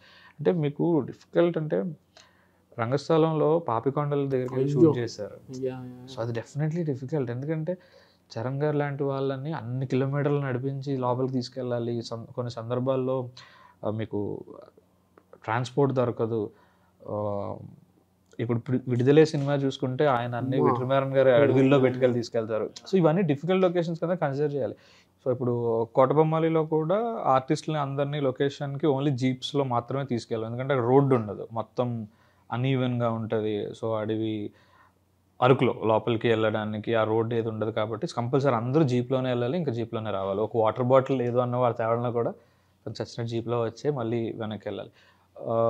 ఒక కోటబొమ్మల్లోనే ఒక సీన్ చేస్తున్నప్పుడు ఒక విలేజ్లోకి వెళ్ళాం bro. There is no signal కావాలంటే మినిమం 3 kilometers, అక్కడ నుంచి 3 kilometers ట్రావెల్ అయితే తప్ప సిగ్నల్ అనేది కూడా దొరకలేదు. సో ఇవే డిఫికల్టీస్. అంటే మనం ఆ రోజు మాకు అగైన్ పోలీస్ పర్మిషన్ గురించి ఎందుకనంటే అక్కడ లొకేషన్ కూడా మేము పోలీస్ పర్మిషన్ పెట్టిన తర్వాత లిటరలీ పోలీసెస్ విత్ వెపన్స్ వచ్చారు అక్కడికి. అంటే మాకు వచ్చి లైక్ అది ఒకప్పుడు నక్సల్స్ ఏరియా కాబట్టి ఇప్పటికీ ఆ ఊరు ఏదైతే ఉందో ఆ ఊరు దాటితే అడవి, ఫారెస్ట్లోకి వెళ్ళిపోవచ్చు, ఇంకా బోర్డర్ లాగా. ఇంకా కొంచెం దూరం వెళ్తే ఒరిస్సా టచ్ అయిపోయి వెళ్ళిపోయి స్కోప్ ఎక్కువ ఉంటుంది. సో అందుకని చెప్పేసి సో ఎవరికి ఇబ్బంది కాదు, సో పోలీసులు వచ్చి ఉన్నారు. సో అదే ఇంపార్టెన్స్ ఆఫ్ పర్మిషన్స్ తీసుకోవడం వల్ల. కానీ దీనివల్ల ఏంటి అంటే పోలీసులు కూడా వచ్చి సపోర్ట్ చేసి నీట్గా షూట్ అవ్వడానికి ఫ్లో మిస్ అవ్వకుండా మనకి దట్ హెల్ప్ అవుతుంది. So nice. ఇప్పుడు ఒక ఎగ్జిక్యూటివ్ ప్రొడ్యూసర్కి స్టోరీ టెల్లింగ్, స్క్రిప్ట్ వీటి మీద ఒక గ్రిప్ అనేది ఉండడం ఎంత ఇంపార్టెంట్? అది అవసరమా లేకపోతే ప్యూర్లీ లాజిస్టికల్? లేదు, చాలా. ఎందుకంటే ఈ నాలెడ్జ్గా అంటే లైక్ నాలెడ్జ్ కానీ స్టోరీ గురించి అవగాహన ఇవేవి మనం లేకుండా ఉంటే ఏమవుతుందంటే డైరెక్ట్ ఒకటి అడుగుతాడు, నాకు ఇది కావాలండి అన్నప్పుడు ఇక్కడ చేసుకోవచ్చు కదా, కాఫీ షాప్ ఇక్కడ చేయొచ్చు కదా, మెకానిక్ షెడ్ ఇది చేసేయచ్చు కదా. అంటే if you don't know the what అక్కడ ఎన్ని సీన్లు ఉంటున్నాయి, ఆ సీన్ డెప్త్ ఏముంది, లేకపోతే అక్కడ ఏం జరగబోతుంది ఏంటి అనేది మీకు ఆ నాలెడ్జ్ కానీ ఆ విజువలైజేషన్ కానీ లేకపోతే ఎలా ఉంటుందంటే ఇక్కడ చేయొచ్చు కదా, అక్కడ చేయొచ్చు కదా, దీనికి ఎందుకు అది అడుగుతున్నాడు, ఇది వస్తుంది. సో మనం ఎప్పుడంటే ముందే లేదు ఇది ఉంది, so you have to search for this kind of location, director కూడా ఎలా చూస్తున్నాడు, ఈ లొకేషన్ ఎలా కావాలనుకుంటున్నారు ఏంటి, దాన్ని బట్టి మనం ఓకే ఈ కైండ్ ఆఫ్ది మనం చూడాలి. అది అసలు దొరకట్లేదంటే you have to create it. దానికి ఎంత అవుతుంది ఏంటి, అసలు అవసరం లేదా, లేదంటే ఆ సీన్ని మనం రీరీడ్ చేసి ఇంకోలా ఏమైనా చేయొచ్చా, రీరైట్ చేయొచ్చా, డిస్కస్ చేసుకోవచ్చా. ఒక సీన్ మనం చాలా విధాలుగా చెప్పచ్చు. సో దానికి అగ్రీ అవ్వాలి కొందరు. కొన్నిసార్లు అది చేంజ్ చేయడానికి కుదరదు, కొన్నిసార్లు అవుతుంది. సో కంపల్సరీ అది నాలెడ్జ్ అనగా ఆ సెన్సిబిలిటీస్ ఉంటే బెటర్. ఆ క్రియేటివ్ డిఫరెన్సెస్ రాకుండా ఉండడానికి ఆ సెన్సిబిలిటీస్ ఉంటే వాళ్ళకి ఏం కావాలనేది మనం ఇవ్వడానికి. అంటే అది అల్టిమేట్. ఎప్పుడైనా సరే ఎవరు చేసినా ఏం చేసినా ఎండ్ ప్రోడక్ట్ గురించి, సో దాని గురించి ఉంటే బెటర్. మీరు ఏ ఫిల్మ్ మేకర్స్తో ట్రావెల్ అయ్యారు అండ్ వాళ్ళతో ఎక్స్పీరియన్సెస్ ఎలా ఉండేవి? అంటే డైరెక్టర్స్ ప్లెజెంట్ ఎక్స్పీరియన్సెస్ మాత్రం మాట్లాడుకుందాం.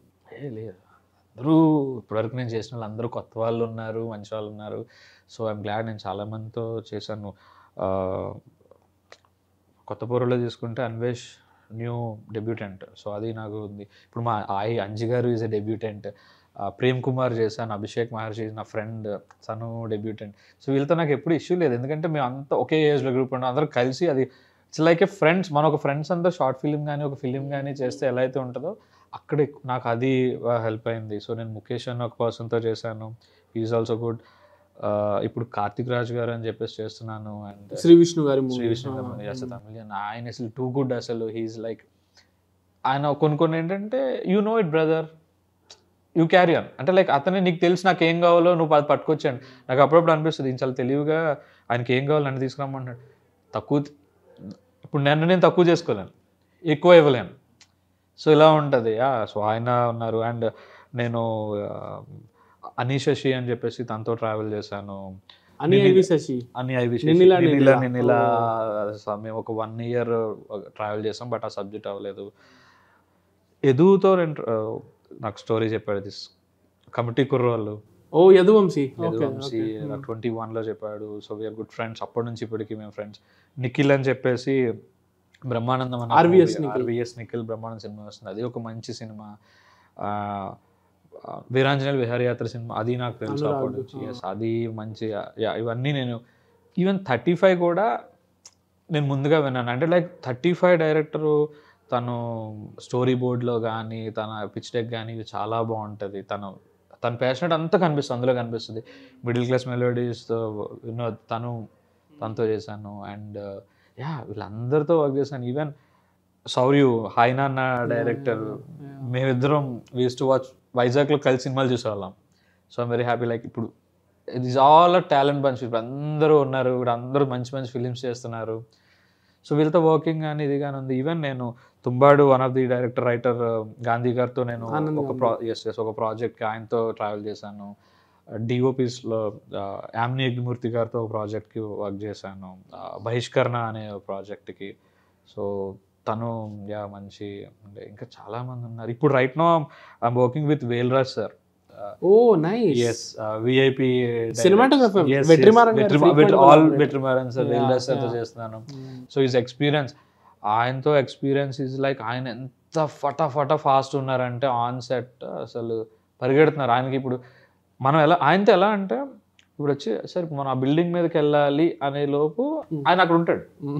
అక్కడికి వెళ్ళి టీం కెమెరా ఏదమ్మా తీసుకురండి అంటారు. అంటే టూ మచ్ అసలు ఆయన మంచి టెక్నీషియన్, సీనియర్ టెక్నీషియన్. ఆయన ఎప్పుడు కూడా సీనియర్ టెక్నీషియన్ లేకపోతే ఇది no, very down to earth. ఆయనకి ఏం కావాలి ఏంటి చాలా సింపుల్గా చెప్తాడు, సింపుల్గా ఆయనకి ఏం కావాలో చేసుకుంటాడు. వర్క్ అంతే స్పీడ్, టైంకి రావడం వెళ్ళిపోవడం. యాక్చువల్గా వీళ్ళ దగ్గర నుంచి ఎక్కువ నేర్చుకోవచ్చు. నేను చాలా నేర్చుకుంటున్నాను అసలు ఇప్పుడు చాలామంది ఆర్టిస్టుల దగ్గర నుంచి కానీ, సో వీళ్ళ దగ్గర నుంచి కానీ. శ్రీ విష్ణు గారు అయితే ఆ సీన్స్లో ఆయన చేసేవి మాట్లాడేది, సమ్టైమ్స్ ఆయన డైలాగ్లో కానీ ఇవి కానీ ఇంప్రొవైజేషన్ కానీ, వెనిల్ కిషోర్లో కానీ చాలా. ఈవెన్ అంకిత్ కసిరెడ్డితో వర్క్ చేసినప్పుడు అయితే వీఆర్ లైక్ ఈజ్ లైక్ ఒక ఫ్రెండ్స్, మాకు ఒక పిక్నిక్ అని ప్రొడ్యూసర్ చెప్తారు. But Nitin is also very good friend of mine. అసలు నితిన్ నేను మాకు అంతా బాండ్, షూట్ అయిపోగానే అందరం ఒక చోట ఉండేవాళ్ళం. చాలా fun. Super. So executive producer అనే వాళ్ళు, నేను చాలామంది ఫిల్మ్ మేకర్స్తో ఇంటరాక్ట్ అవుతుంటా కదా, అందరు ఎగ్జిక్యూటివ్ ప్రొడ్యూసర్స్ని కొంచెం నెగిటివ్గానే చూస్తుంటారు అనమాట. బికాస్ అంటే స్టాండ్ ఫర్ ప్రొడ్యూసర్ స్టాండ్, ఇది అర్థం కాదు. సో బేసికలీ ఒక గుడ్ ఎగ్జిక్యూటివ్ ప్రొడ్యూసర్ అంటే ఒక ఫిల్మ్ మేకర్కి ఫ్రెండ్ లాంటి పర్సన్. ఇక్కడ గుడ్ బ్యాడ్ అనేది ఏముండదు బ్రో. డెఫినెట్లీ ఇప్పుడు నాకు ప్రొడ్యూసర్ కరాఖండ్గా ఇదే అంటే నేను బ్యాడ్, లైక్ బ్యాడ్ అంటే ఏం ఉండదు. బేసిక్ గుడ్ బ్యాడ్ ఆ డైరెక్టర్కి ఆ రోజుకి తను అనుకున్నది ఏదైనా రాకపోతే తనకి ఏదో ఒకటి ఉంటుంది కాబట్టి ఆ రోజు ఉంటుంది తప్ప గుడ్ బ్యాడ్ ఏముంటుంది. ఇప్పుడు ఇదే నా నుంచి అడిగితే ఈ డైరెక్టర్ ఏంట్రా బాబు ఎలా ఉన్నాడు, ఈ డైరెక్టర్ ఎలా అడుగుతున్నారు అని కూడా ఉంటుంది. బట్ ప్రొడక్ట్ ఇంపార్టెంట్ ఎప్పుడైనా సరే, ప్రొడక్ట్. అండ్ నేను ఇప్పటివరకు అంత డెబ్యూటెంట్స్తో వీళ్ళతో వర్క్ చేయడం వల్ల సో నాకైతే డిఫికల్టీస్ పెద్దగా ఫేస్ చేయలేదు. ఎందుకంటే వాళ్ళు అడిగేది నేను చెప్పిన, ఒకవేళ నాకు ఇది డిఫికల్ట్ ఉందని వాళ్ళకి చెప్పినా వాళ్ళు అర్థం చేసుకునే వాళ్ళు. కార్తిక్ రాజ్ గారు ఎన్ని ఫిల్మ్స్ చేస్తున్నా సరే ఏదన్నా లేదు ఇష్యూ అంటే నో ప్రాబ్లమా, మనం వీకెండ్ ఇలా వెళ్ళొచ్చు చేసుకోవచ్చు. అంజు గారు కూడా అంత ఇది అవ్వట్లేదండి అంటే ఆయన క్లారిటీ ఉంటుంది. ఎందుకంటే ఎక్కువ మేము షూట్ చేసిన అమలాపురంలో షూట్ చేసాం కాబట్టి హీ నోస్ ఆయనకి ఏం కావాలనేది, అక్కడ వర్కౌట్ అవుతుందా లేదా అనేది. నేను జస్ట్ ప్రొడక్షన్ సైడ్ నుంచి ఈవెంట్ చెప్పగానే సో వీళ్ళు అండర్స్టాండ్ కరెక్టే కదా మనం ఎంత లోపలికి వచ్చేసాం లేకపోతే, సో వీళ్ళు అండర్స్టాండ్. అలా మ్యాక్సిమం అలా ఉంటుంది. బ్యాడ్ అది అసలు నేను ఏ ఆన్సర్ చేయాలి కూడా తెలియదు నాకు. Forgot to mention Aditya Hasan also. Yes I know Aditya తను ఫస్ట్ ప్రాజెక్ట్ చేసినప్పుడు కూడా. సో ఆయిచ్చ ఇప్పటికీ వీఆర్ ట్రావెలింగ్ లైక్ ఆయిచ్చ నేను కూడా ట్రై చేస్తున్నాను. సో మేము ఐ థింక్ వీఆర్ మీకు మళ్ళీ కలుద్దాం అనుకుంటున్నాం. ఇలా చాలామంది ఉన్నారు. ఐఎమ్ వెరీ హ్యాపీ, మంచి టాలెంట్స్ ఉన్నాయి. So yeah. నైస్. ఇప్పుడు important topic workplace safety. Unfortunately ఇప్పుడు మనం కూర్చొని మాట్లాడుతున్నప్పుడు ఒక ట్రాజడీ ఒకటి జరుగుతుంది బయట. That is unveiling, let's not get there because legal course ఒకటి అవ్వనివ్వండి. బట్ మీరుండి ప్రాక్టికల్గా ఆన్సెట్లో చూస్తున్నారు కదా, is this safe environment for women? Definitely yes. అంటే ఇప్పుడు అది ఎలా చెప్పాలి అంటే రామ్, ఇప్పుడు మనం ఉన్న చోటని ఇప్పుడు ఏదైతే పరిధిలో మనం ఏదైతే ఉన్నామో డెఫినెట్లీ ఎస్. ఇప్పుడు బయట ఎక్కడో ఏదో జరిగింది అనేసి చెప్పేసి దీన్ని కాదు అని మనం అనడానికి లేదు. ఎందుకంటే మెయిన్గా ఇప్పుడు when it comes to cinema ఎక్కువగా ఈజీగా ప్రొజెక్ట్ అవుతుంది. బయటికి ఏదైనా సరే ఎక్కువ ప్రొజెక్ట్ అవుతుంది. డెఫినెట్లీ మేము వాళ్ళు కేర్ తీసుకుంటాము. ఎందుకంటే ఇక్కడ ఒకళ్ళు ఎక్కువ ఒకళ్ళు తక్కువ అని ఉండదు. ఇప్పుడు మనకి హీరోయిన్స్ ఉన్నారు కదా, సో వాళ్ళని ఎంత కేర్ తీసుకుంటామో మాకు వేరే వాళ్ళు ఎవరన్నా ఉన్నారు. ఇప్పుడు కాస్ట్యూమ్ అసిస్టెంట్స్ ఉండొచ్చు, డిజైనర్స్ ఉండొచ్చు, మాకు ఏడీస్ ఉన్నారు, ఎడిటర్స్ ఉన్నారు. ఈరోజు ఫిమేల్లో మనకి చాలామంది ఉన్నారు. సో ఇంతమంది ఉన్నారు.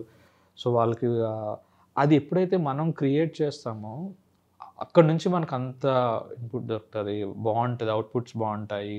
So definitely yes. ఇప్పుడు ఈవెన్ మేము షూట్ అయిపోయిన తర్వాత డెఫినెట్లీ మా ఏడీని కానీ లేకపోతే మా costume assistants or art assistants వీళ్ళు ఎవరైనా లేట్ ఇంటికి వెళ్తున్నారు అంటే వీళ్ళు ట్రాక్ విత్ డ్రైవర్స్ ట్రాక్ చేస్తాం. వెహికల్ అంటే ఒకళ్ళు బై ఓన్ వాళ్ళు ఎవరైనా వెళ్తే సేఫ్ అండ్ సౌండ్ నాకు I lost them can you please drop me a text. Just definitely అదైతే చెక్ చేస్తాం. యా. అండ్ మేము చాలామందికి చెప్తాం, హెచ్ఓడికి మాట్లాడినప్పుడు కూడా చెప్తాం, I hope you got a good team. సెట్లో ఎవరిని వేరే వాళ్ళని అనడానికి లేదంటే యూ షుడ్ నాట్. మనకి we want that positive environment over the around the set and ఏది ఎవరిని డిస్టర్బ్ చేయకూడదు. It should not effect our work. ఇక్కడ వర్క్ మన ఒక్క స్వార్థం, మన వర్క్ అనే కాదు, వాళ్ళకి కూడా అంతే మనం చాలా జాగ్రత్తగా చూసుకోవాలి. So yes. అండ్ నేను చెప్తున్నాను 100 out of 100 it's very safe place to work. Yes. But ఇంకా female representation female work force పెరిగితే ఇంకా బాగుంటుంది అని అనిపిస్తుంది. చాలా కొత్త పర్స్పెక్టివ్ పెరిగితే అంత బాగుంటుంది. అంటే ఇప్పుడు మనకు ఉన్నారు, ఇంకా ఎక్కువ రావడానికి చాలా స్కోప్ ఉంది, ఎక్కువ రావచ్చు. డైరెక్టర్స్ ఉన్నారు. ఇప్పుడు డిఓపీస్ ఇందాక నేను యామిని గారి పేరు చెప్పాను కదా, ఆమె అసలు ఆమె హ్యాండిల్లో చేస్తారు. అసలు మార్నింగ్ నుంచి ఈవినింగ్ వరకు క్రేజీగా వర్క్ చేస్తారు. అండ్ అంతేకాదు ఇప్పుడు ఫీమేల్స్ అంటే నేనేం నమ్ముతానంటే వాళ్ళు అనుకుంటే అది జరగాలి అంటే మనం సమ్టైమ్స్ ఈ వర్క్ని పెండింగ్లో పెట్టచ్చు, పక్కన పెట్టచ్చు, వాళ్ళు దాని మీద ఉంటారు. నాకు అది చాలా నచ్చుతుంది, ముచ్చటేస్తుంది. సో దాని మీద ఉంటారు, జాగ్రత్తగా అది ఫినిష్ అప్ చేస్తారు. అది బాగుంటుంది. అంటే అది 100% ఎఫెక్ట్తో కంప్లీట్ అవుతుంది అనేది నా feeling. And I'm very glad my current producers విద్యా గారు ఉన్నారు. అండ్ ఇంతకుముందు నేను వర్క్ చేసినప్పుడు ఎల్ఎన్ఆర్లో వర్క్ చేసినప్పుడు రాధిక గారు ఉన్నారు. సో నేను వాళ్ళిద్దరితో వర్క్ చేశాను. వాళ్ళ మైండ్ సెట్స్ కానీ వాళ్ళు కానీ స్ట్రాంగ్, అంటే వాళ్ళు చాలా స్ట్రాంగ్ ఉంటారు. వాళ్ళ ఆలోచనలు కానీ ఆ వర్క్లో కానీ దట్ ఫాలోఅప్స్ కానీ. సో ఇది ఉంది. సో డెఫినెట్లీ ఇప్పుడు మనకి ఇందాక నేను చెప్పినట్టు ఇప్పుడు మా ఏదైతే కరెంట్ ఒక మూవీ ఏదో అవుతుందో దానికి ఆర్ట్ డైరెక్టర్ ఉన్నారు చంద్రిక అని చెప్పేసి. She super. అసలు ఆర్ట్ డిపార్ట్మెంట్ మాకు క్రేజీ ఉంది. తన అసిస్టెంట్ ఉన్నారు, ఆమె కూడా ఉషా అని ఉన్నారు. ఇంకా ఇప్పుడు ఎడిటర్స్ ఉన్నారు. I know one editor called Srujna అని ఒక recently edited. yes one I తనేనా? no సృజన గారు మొన్న ఏదో రీసెంట్లీ ఒక రిలీజ్ చేశాడు. yes ఆమె నాకు తెలిసి మేమ్ ఫేమస్ చేశారు. మేమ్ ఫేమస్ చేశారు. తర్వాత అమెజాన్ నిత్య మేనన్ గారిది ఒక వెబ్ శ్రీమతి కుమారి చేశారు. నిహారిక గారితో యాక్ట్ చేసిన ఒకటి ఉంది, అది చేశారు. సో సృజన ఉన్నారు, డిఓపీస్ ఉన్నారు, ఎడిటర్స్ ఉన్నారు, ఆర్ట్ డైరెక్టర్స్ ఉన్నారు. అండ్ లిరిసిస్టులు చాలా మంది ఉన్నారు. సో లిరిసిస్ట్ ఉన్నారు, డైరెక్టర్స్ వచ్చినప్పుడు ఉన్నారు, మీకు తెలుసు. సో ఇంకా వర్క్ ఫోర్స్ చాలా డిపార్ట్మెంట్స్లో కొరియోగ్రాఫర్స్ కానీ ఎంత పెరిగితే అంత బాగుంటుంది. అంటే వర్క్ ఫోర్స్ ఎక్కువ పెరిగితే అది చాలా బెటర్. ఎందుకంటే మీకు ఉమెన్ వీళ్ళంటే క్రియేటివ్గా కానీ వాళ్ళ ఇన్పుట్స్ ఉండడానికి కానీ చూడడానికి కానీ వాళ్ళు చూసే విధానం కూడా వేరుంటుంది. సో ఎక్కువ మనమే చూస్తుంటాం కదా, సో వాళ్ళు చూసే విధానం బాగుంటుంది. ఇవన్నీ చాలా హెల్ప్ అవుతాయి. సో ఎంత ఎక్కువ మంది వస్తే అంత బాగుంటుంది. ఎస్. అండ్ ఇంకొకటి ఇంపార్టెంట్ విషయం ఇప్పుడు మనం అడ్రస్ చేయాల్సింది థియేటర్ ఓటీటీ.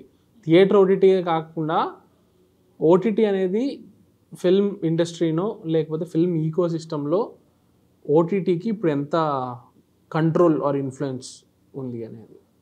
అంటే మరీ నాకు తెలియంది నేను చెప్పలేను. నాకు అంటే ఇప్పుడు కంట్రోల్ అంటే కొన్ని ఫిలిమ్స్ ఏవైతే ముందుగా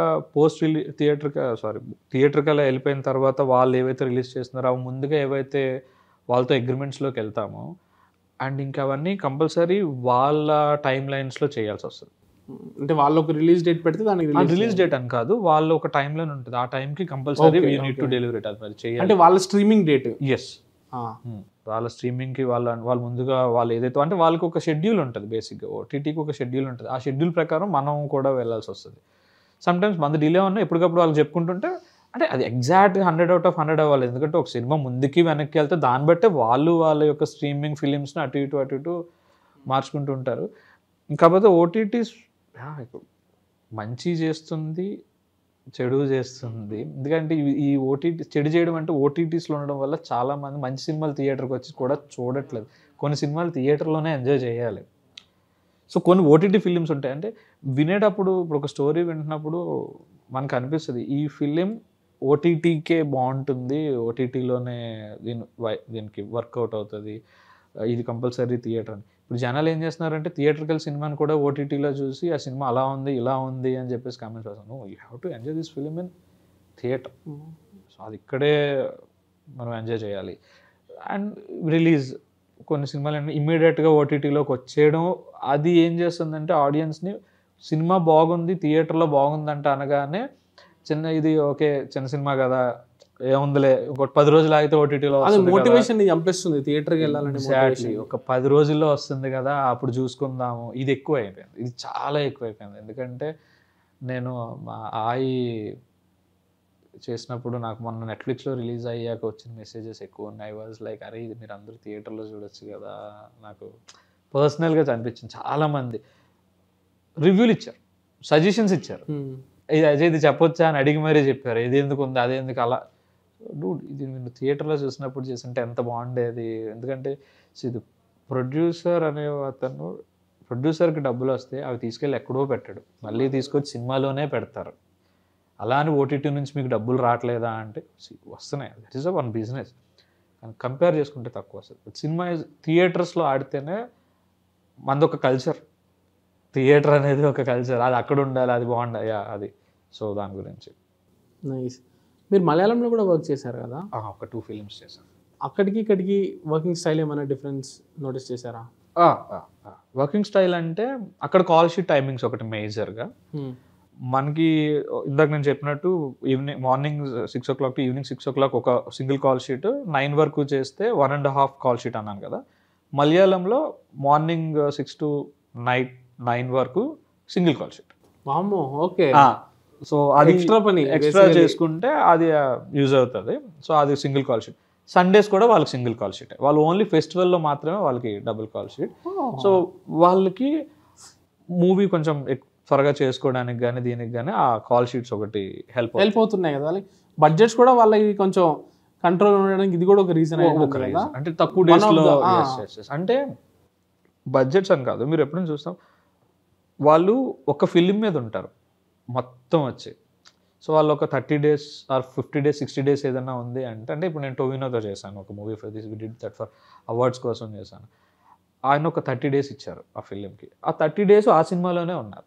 సో ఒక హీరో 30 days కంటిన్యూస్గా ఇచ్చారు. ఆర్టిస్ట్ అండ్ వేరే ఆర్టిస్ట్ కూడా అంత టైమింగ్స్ వాళ్ళ అక్కడ ఫిట్ సపోర్టింగ్ క్యారెక్టర్స్ కూడా ఫిట్ అయిపోయినాయి. సో ఆ 1 monthలో సినిమా అయిపోయింది. సో ఆ సినిమా ఎగ్జాక్ట్లీ దానికి ఎంత వర్కింగ్ డేస్ కావాలో మేజర్గా ఎంత పోర్షన్ ఉందో వాళ్ళదే ఆ వర్క్ అయిపోయింది. సో 90% వాళ్ళతో వర్క్ అయిపోయింది. సో అందువల్ల వాళ్ళు కొంచెం ఫాస్ట్గా ఎక్కువ సినిమాలు వస్తున్నాయి. అదొక రీజన్. అంటే ఎక్కువగా వాళ్ళు కొత్త వాళ్ళతో చేస్తుంటారు. వాళ్ళు ఇచ్చే టైంలో కూడా పెద్ద పెద్ద స్టార్లు కూడా వాళ్ళ రోల్కి సరిపడా డేట్స్ అన్నీ ఒకేసారి ఇచ్చేసి అది కంప్లీట్ చేసుకుని వెళ్తున్నారు. అంటే లైక్ అక్కడ నేను వాళ్ళతో మాట్లాడినప్పుడు అన్నీ అలా జరుగుతున్నాను కదా, నేను వాళ్ళతో మాట్లాడినప్పుడు వాళ్ళతో ఇంటరాక్ట్ అయినప్పుడు నాకు తెలిసిన ఇది. సో ఆ కాల్ షీట్స్ ఒకటి బాగా హెల్ప్ అవుతాయి. అండ్ అక్కడ ఇప్పుడు ఎక్కువ యంగ్ జనరేషన్ ఎక్కువ ఉంది వాళ్ళతో. వాళ్ళు టెక్నాలజీ కూడా ఎక్కువ వాడుతున్నారు. సింక్ సౌండ్లో కానీ లేదంటే అక్కడ ఆపరేట్ చేసే వాళ్ళు కానీ అందరూ యంగ్స్టర్స్ ఎక్కువ ఉన్నారు. అందరూ they will involve into the script. అక్కడ సౌండ్ పర్సన్ కూడా he'll read the script, sound recordist కూడా హీ నోస్ ఇట్. కాస్ట్యూమ్ డిజైనర్తో పాటు అక్కడ వేరే ఒక పర్సన్ ఆయన కూడా చదవడం నేను చూశాను. He is also reading the scene and all sometimes. So అది ఒక ఫిలింలో నేను అబ్జర్వ్ చేశాను. అక్కడ ఎక్కువ అది ఒకటి జరిగింది. ఎస్ నాకు అది. అండ్ వాళ్ళు లొకేషన్స్ తక్కువ ఉంటాయి, అది మేజర్ అడ్వాంటేజ్. బేసిక్ మలయాళం వాళ్ళకి బేసిక్ అడ్వాంటేజ్ అంటే లొకేషన్స్ తక్కువలో ఎక్కువ ఉంటుంది వాళ్ళ రైటింగ్. సో అది పెద్ద అడ్వాంటేజ్. అందువల్లే వాళ్ళు బల్క్లో డేట్స్ ఇచ్చినా కూడా ఒక లొకేషన్లో ఫాస్ట్గా చాలా పోర్షన్ కంప్లీట్ చేయడానికి మనకి లొకేషన్స్ ఇంపార్టెంట్. ఇప్పుడు ఒక తెలుగు సినిమాని తీసుకెళ్ళి నేను కేరళలో షూట్ చేస్తే మనకు ఆ కాల్ షీట్కి అవన్నీ ఇక్కడివి వర్తిస్తాయా అక్కడివి వర్తిస్తాయా? ఇక్కడ నుంచి ఎవరినైతే తీసుకెళ్తామో, ఇక్కడ యూనియన్ వాళ్ళని తీసుకెళ్తామో వాళ్ళకి ఇక్కడ కాల్ షీట్ వర్తిస్తుంది. అక్కడ నుంచి ఎవరైతే వస్తారో వాళ్ళది వాళ్ళ కాల్ షీట్ వర్తిస్తుంది. అలా తీసుకోవాలి, అప్పుడే మీకు అవుతుంది. సో ఇక్కడ నుంచి మనకి ఎంత కావాలి, ఇప్పుడు ప్రొడక్షన్ వాళ్ళు పట్టుకెళ్తాము, ఎవరెవరు కావాలో. అంటే ఇక్కడ మనకి ఎలాగో డెఫినెట్లీ ఆ డైరెక్టర్ గారు ఉన్నారంటే ఆయన అసిస్టెంట్స్ కొందరు కావాలి, డిఓపి గారు ఉన్నారంటే వాళ్ళు కావాలి. సో వాళ్ళ టీం అది ఇక్కడ. ఇప్పుడు కెమెరా ఇక్కడ నుంచి వచ్చింది అనుకోండి, సో ఇక్కడ లైట్ మ్యాన్ వెళ్ళారు అనుకోండి, ఇక్కడ కాల్ షీటే వర్తిస్తుంది. లేదు మనకు లైట్ మ్యాన్ వీళ్ళంతా అక్కడి నుంచి వచ్చారంటే వాళ్ళ కాల్ షీట్ వర్తిస్తుంది. నాకు ఎప్పుడు ఇదొకటి తెలుసుకునే ఇంట్రెస్ట్ ఉంటుంది అనమాట. అవుట్డోర్కి టీం మొత్తం వెళ్తారు కదా, ఏ హోటల్స్లో ఎవరికి ఇవ్వాలి, స్టే అనేది ఎక్కడ చేయాలి, అది కూడా ఎగ్జిక్యూటివ్ ప్రొడక్షన్ టీం వాళ్ళే డిసైడ్ చేస్తారు. ఎగ్జిక్యూటివ్ టీమ్ అండ్ మేనేజర్స్ ఉంటారు, వాళ్ళు డిసైడ్ చేస్తారు. స్టే అంటే సేమ్ లైక్ కేటగిరీస్ ఉంటుంది, ఏబిసి అని చెప్పేసి. అండ్ సమ్టైమ్స్ అక్కడ అవైలబిలిటీ, అన్ని సందర్భాల్లో ఇలాగే వెళ్తారు, ఇలాగే ట్రీట్ చేస్తారు అనేది ఉండదు. అక్కడ జస్ట్ అవైలబిలిటీ ఆఫ్ ఒక ఊర్లో వెళ్తే అక్కడ ఏది ఉందంటే, ఇప్పుడు ఒక ఆర్టిస్ట్ హైదరాబాద్లో ఉన్నప్పుడు 7 స్టార్లో ఉండి ఒక రిమోట్ అంటే ఒక ఊర్లో లోపలికి వెళ్తే అక్కడ 3 స్టారే ఉంది అంటే ఇంకా అదే ఇవ్వాలి. సో దాన్ని చాలా జాగ్రత్తగా నీట్గా చేసి వాళ్ళు వాళ్ళు అడ్జస్ట్ అవుతారు. ఎందుకంటే ఆ లొకేషన్ బట్టి, because they came for cinema. Tantrum చేసే వాళ్ళు ఎవరు ఉండరా? మనుషులు అందరూ ఒకేలా ఎందుకు ఉంటారు కదా, అర్థం చేసుకుంటారు, ఎవరైనా అర్థం చేసుకుంటారు. ఎందుకంటే ఇప్పుడు వాళ్ళు ఎన్నో సినిమాలు చేసి వచ్చిన వాళ్ళు ఉంటారు, లేదంటే ఇప్పుడే సినిమాల్లోకి వచ్చిన వాళ్ళు ఉంటారు. సో ఎన్నో సినిమాలు చేసిన వాళ్ళకి ఇవన్నీ చూసి వచ్చి ఉంటారు. వాళ్ళు ఇదేంటి అన్నాడో ఇదే ఉంది అన్నాడో లిమిటెడ్గా అర్థం చేసేసుకుంటారు. ఇప్పుడే వచ్చిన వాళ్ళకి అరే ఇదే ఉందిరా తప్పదంటే ఓకే నో ప్రాబ్లం. సో ఇది కామన్, అది ఏమి పెద్ద ప్రాబ్లం ఉండదు. గెస్ట్ హౌస్ ఉంటే గెస్ట్ హౌస్లో ఇస్తారు, ఫామ్ హౌస్ అంటే ఫామ్ హౌస్లో ఇవ్వచ్చు, హోటల్స్ ఉన్నాయంటే హోటల్లో ఇవ్వచ్చు. సో అక్కడ దేనికి నియర్ బై ఏది ఉంది, నెక్స్ట్ మనం చేయబోయే లొకేషన్కి షూట్కి దగ్గరగా ఏది ఉంది, లాజిస్టిక్స్ పరంగా ఏది మనకి హెల్ప్ అవుతుంది, ఇవన్నీ చూసుకుంటాం. సేమ్ లైక్ అవైలబిలిటీ అంతే. అందరికీ అన్ని సందర్భాలు అన్ని దొరకపోవచ్చు, కొందరికి దొరుకుతాయి. అండ్ ఫుడ్ గిడ్ కేటరర్స్ని మీరు తీసుకెళ్తారా లేకపోతే అక్కడ ఉండే వాళ్ళతో అవుట్ సోర్స్ చేయించుకుంటారా? Same depends. ఎస్, ఎక్కువగా మనం మన వాళ్ళని తీసుకెళ్తూ ఉంటాం. ఇఫ్ ఇట్ ఈస్ లైక్ టోటల్గా అవుట్ సైడ్ వెళ్తున్నారు అనుకుంటే అక్కడ ఉన్న దానిలో యూస్ చేసుకోవచ్చు, లేదు ఇక్కడ నుంచి అంటే ఇక్కడ నుంచి. మనకి ప్రొడక్షన్ నుంచి ఎప్పుడు వస్తుంటారు. అంటే ఇక్కడ నుంచి అంటే కంపల్సరీ షూట్కి ఎప్పుడైతే వెళ్తుంటామో షూట్కి ఎప్పుడు కూడా మన యూనియన్, మనం ఏదైతే ఇందాక అనుకున్న ప్రొడక్షన్ బాయ్స్ వీళ్ళు ఎవరైతే వస్తారో వీళ్ళనే తీసుకెళ్ళిపోతూ ఉంటాం. సో వీళ్ళకి తెలుసు ఎవరికి ఏది ఇవ్వాలి, ఏ టైంకి ఇవ్వాలి, ఏ టైంకి ఏంటి అనేది వీళ్ళకి ప్రాపర్గా తెలుసు. బయట నుంచి ఎవరన్నా వచ్చారంటే వాళ్ళకి అవన్నీ తెలీదు. సో అదొక డిస్టర్బెన్స్ ఉంటుంది మనకి వాళ్ళకి. సో ఎక్కువగా మనం వీళ్ళని ప్రిఫర్ చేస్తాం. They will be on time. మనకు 6 o'clock అన్నీ రెడీ అవ్వాలి. సో వీడు 6, నాకు 7కో 8కో నాకు బ్రేక్ఫాస్ట్ ఉంది అంటే వీళ్ళు మార్నింగే కలెక్ట్ చేసుకోవాలి. ఇది మీరు కృష్ణానగర్ వస్తే ఇక్కడ ఒక 5 o'clock 4 o'clock నుంచి వెహికల్స్ రెడీగా ఉంటాయి టు క్యారీ టిఫిన్స్, ఇవన్నీ రెడీ అయిపోతూ ఉంటాయి వెళ్ళడానికి ఇవన్నీ. ఎస్, అది అయిపోయిన తర్వాత మళ్ళీ మధ్యాహ్నం లంచ్కి రెడీ అవుతూ ఉంటుంది. ఇది రాణా గారు చెప్తారు, బాహుబలి ప్రీ రిలీజ్ ఈవెంట్లో అందరికంటే ఎక్కువ కష్టపడింది ఈ సినిమాకి కేటరర్స్ అని. లైక్ ఎందుకంటే మార్నింగ్ వచ్చి టీస్ నుంచి ఇంకా రాత్రి ఎంత షూట్ అంతా అయిపోయాక వాళ్ళు మళ్ళీ ప్యాకప్ చేసిన మళ్ళీ నెక్స్ట్ రోజు మార్నింగ్ 3:30కో 4కో రావాలి అని చెప్పి రావాలి. ఇప్పుడు కొన్ని సందర్భాల్లో ఇందాక నేను చెప్పినట్టు ట్రిపుల్ కాల్ షీట్లు పని చేయాల్సి వస్తుంది. అయ్యో, అప్పుడు వాళ్ళు కూడా చేయాల్సి వస్తుంది కదా, ఇంకా సేమ్ టీం రన్ చేయాల్సి వస్తుంది. సడన్గా ఎవరో వచ్చేసి ఆ టైంకి మనకి సపోర్ట్ చేయలేరు కదా, సో వాళ్ళే రన్ చేయాల్సి వస్తుంది.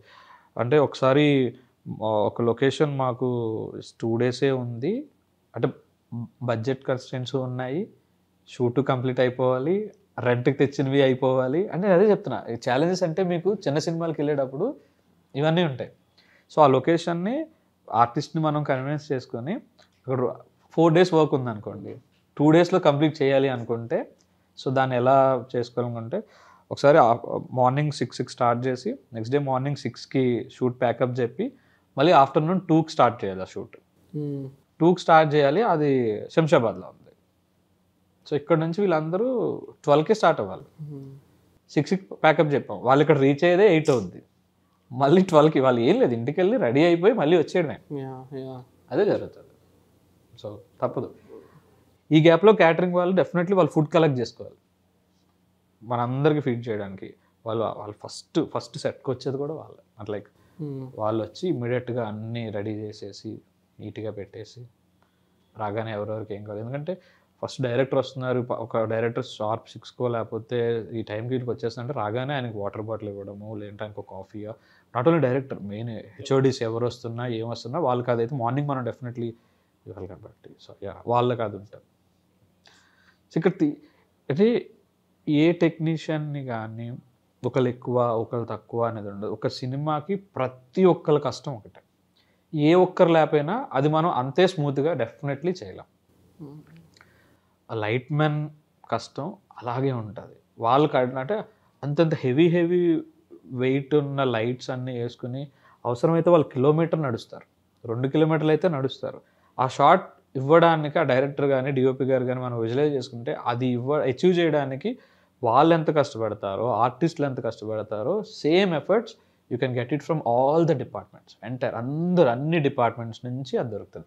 వాళ్ళందరూ చేస్తేనే అది జరుగుతుంది.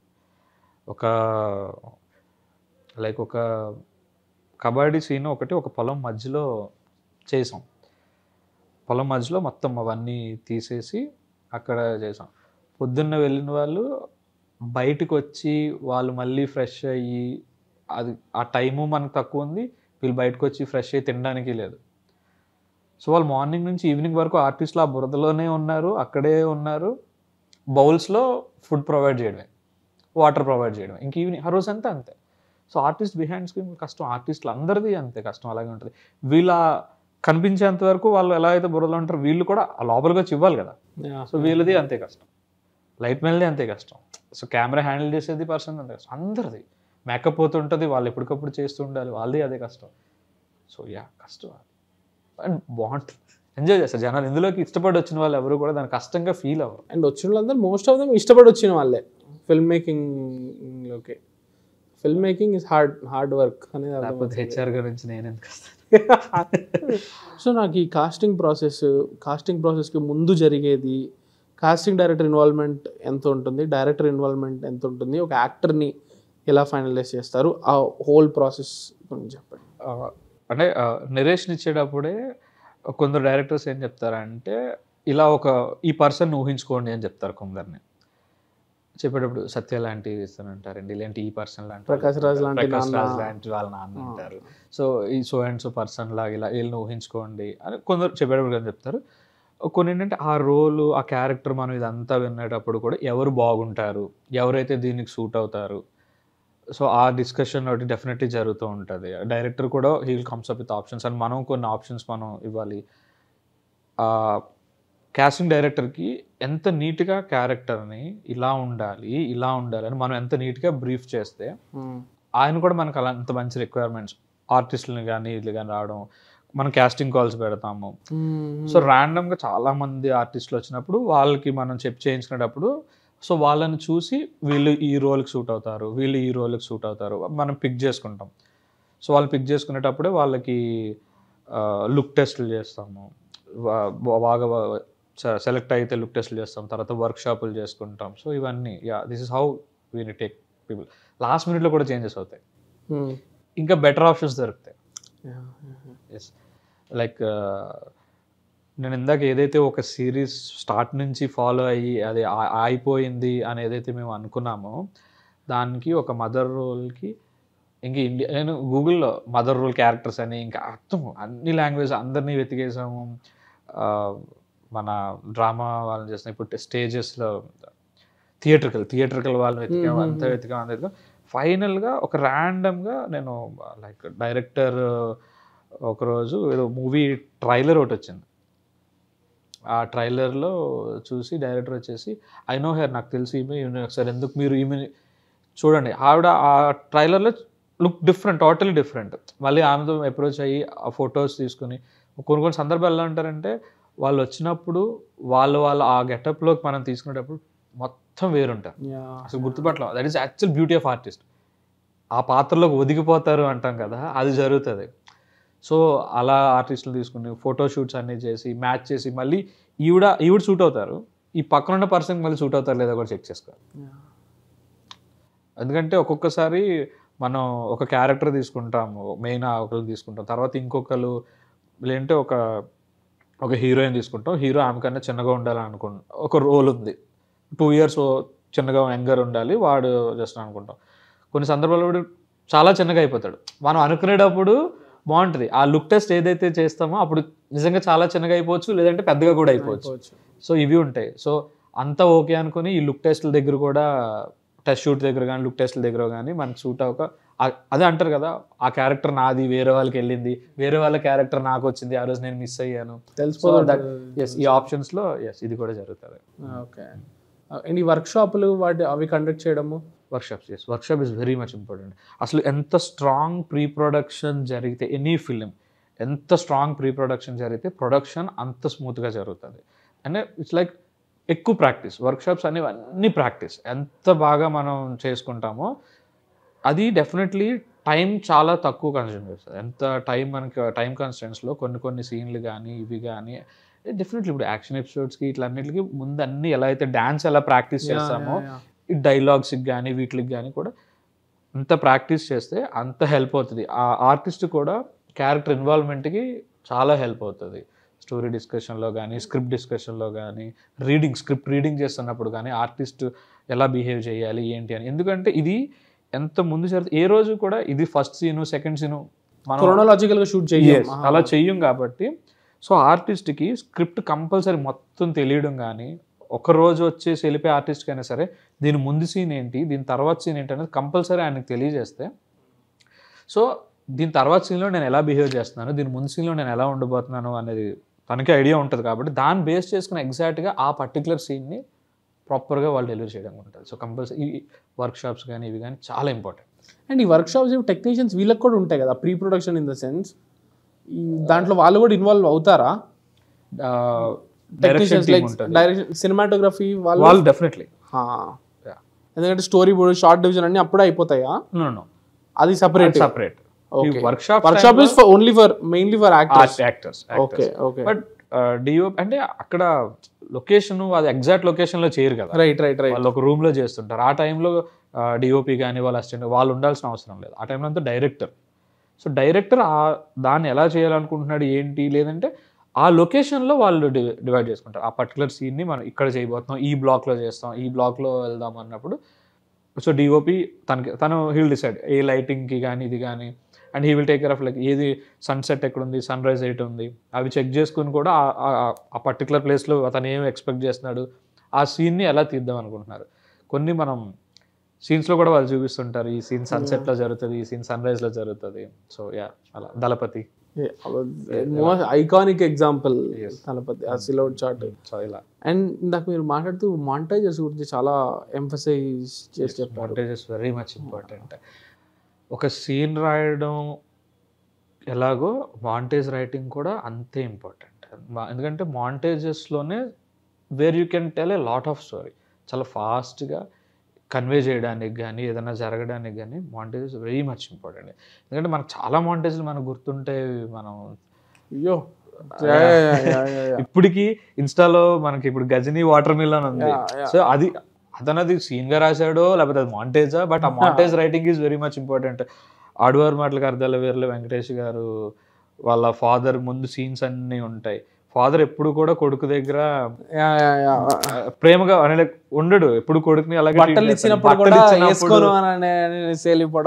పక్కన పెట్టేస్తాడు. కొడుకు లేనప్పుడు అదే వేసుకుని ప్రౌడ్ గా కొడుకు మీద ఎంత ఇష్టం ఉంది ఏంటి అని చూపేది ఉంటది.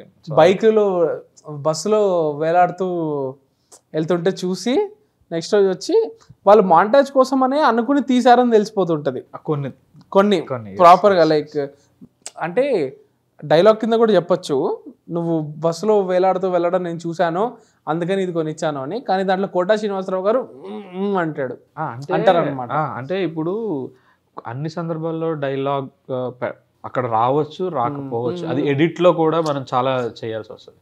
సో కొన్ని డైలాగ్లో చెప్పేసే ఉంటాయి, కొన్ని మీకు చేయగలుగుతాం మాంటేజెస్లో. Montage writing is very much important. అది ఎంత అంటే లైక్ చాలా స్ట్రాంగ్గానే మనం ఎమోషన్స్ క్యారీ చేయడానికి కానీ, ఆ పర్టికులర్ సీన్ ఎలివేట్ చేయడానికి కానీ, అంటే దానికి ఎక్కువ టైం తీసుకోకర్లా. ఒక పార్ట్లో ఎలా అయితే ఒక ప్రాసెస్ని ఎలా అయితే చూపించేస్తామో అదే మాంటేజ్ బేసిక్గా. పార్ట్లో ఫట్ మనం వెళ్తాం, అది వెరీ మచ్ ఇంపార్టెంట్.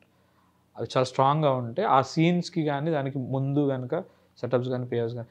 ఇప్పుడు అది మాంటేజ్ అన్నాను కానీ రీసెంట్ ఇప్పుడు మనం కమిటీ కుర్రలో తీసుకుంటే ఎవరైతే పర్సన్ బ్రిడ్జ్ మెంచ్ పడి చచ్చిపోతాడో దానికి ముందు ఒక సీన్ ఉంటుంది. వీళ్ళు అడుగుతారు ఎలా బ్రిడ్జ్ మెంచ్ దూకుతామా అని అడుగుతాడు.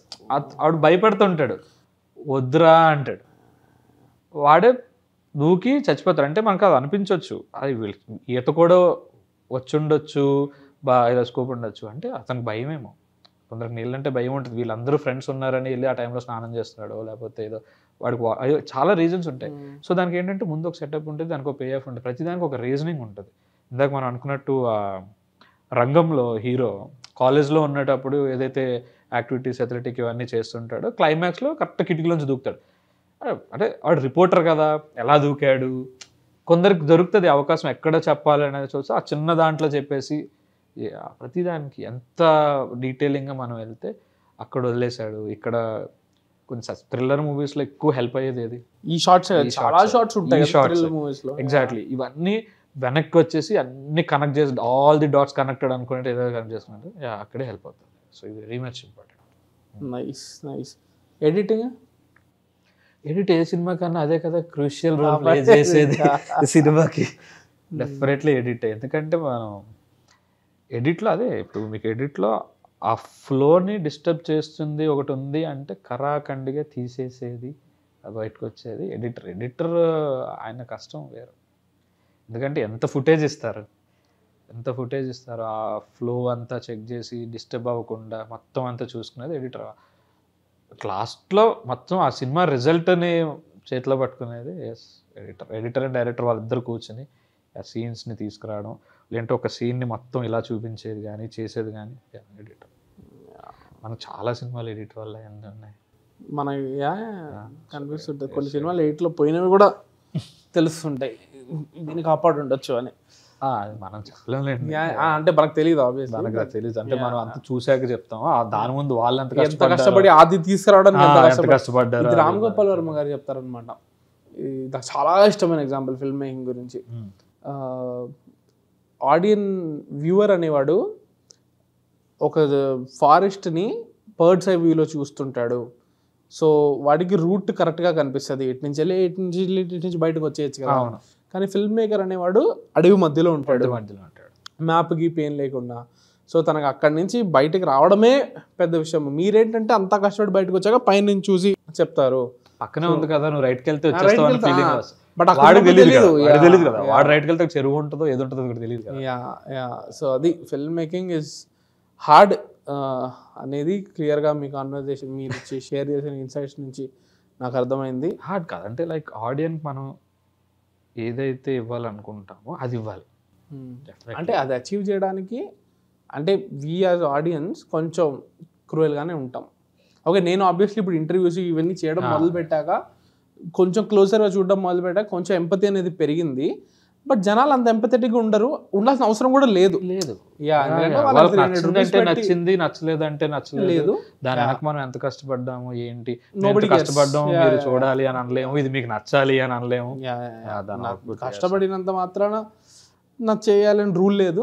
బట్ ఈ కాన్వర్జేషన్ ద్వారా కొంచెం వెనకాల ఎంత కష్టం ఉంది అనేది కొంచెం థ్యాంక్ యూ ఇన్సైట్ షేర్ చేసుకున్నందుకు, అంటే ఇన్సైట్ షేర్ చేసినందుకు thank you so much for the time. Thank you Ram. Taste the Daily. Holidays nale adi namma GT Holidays.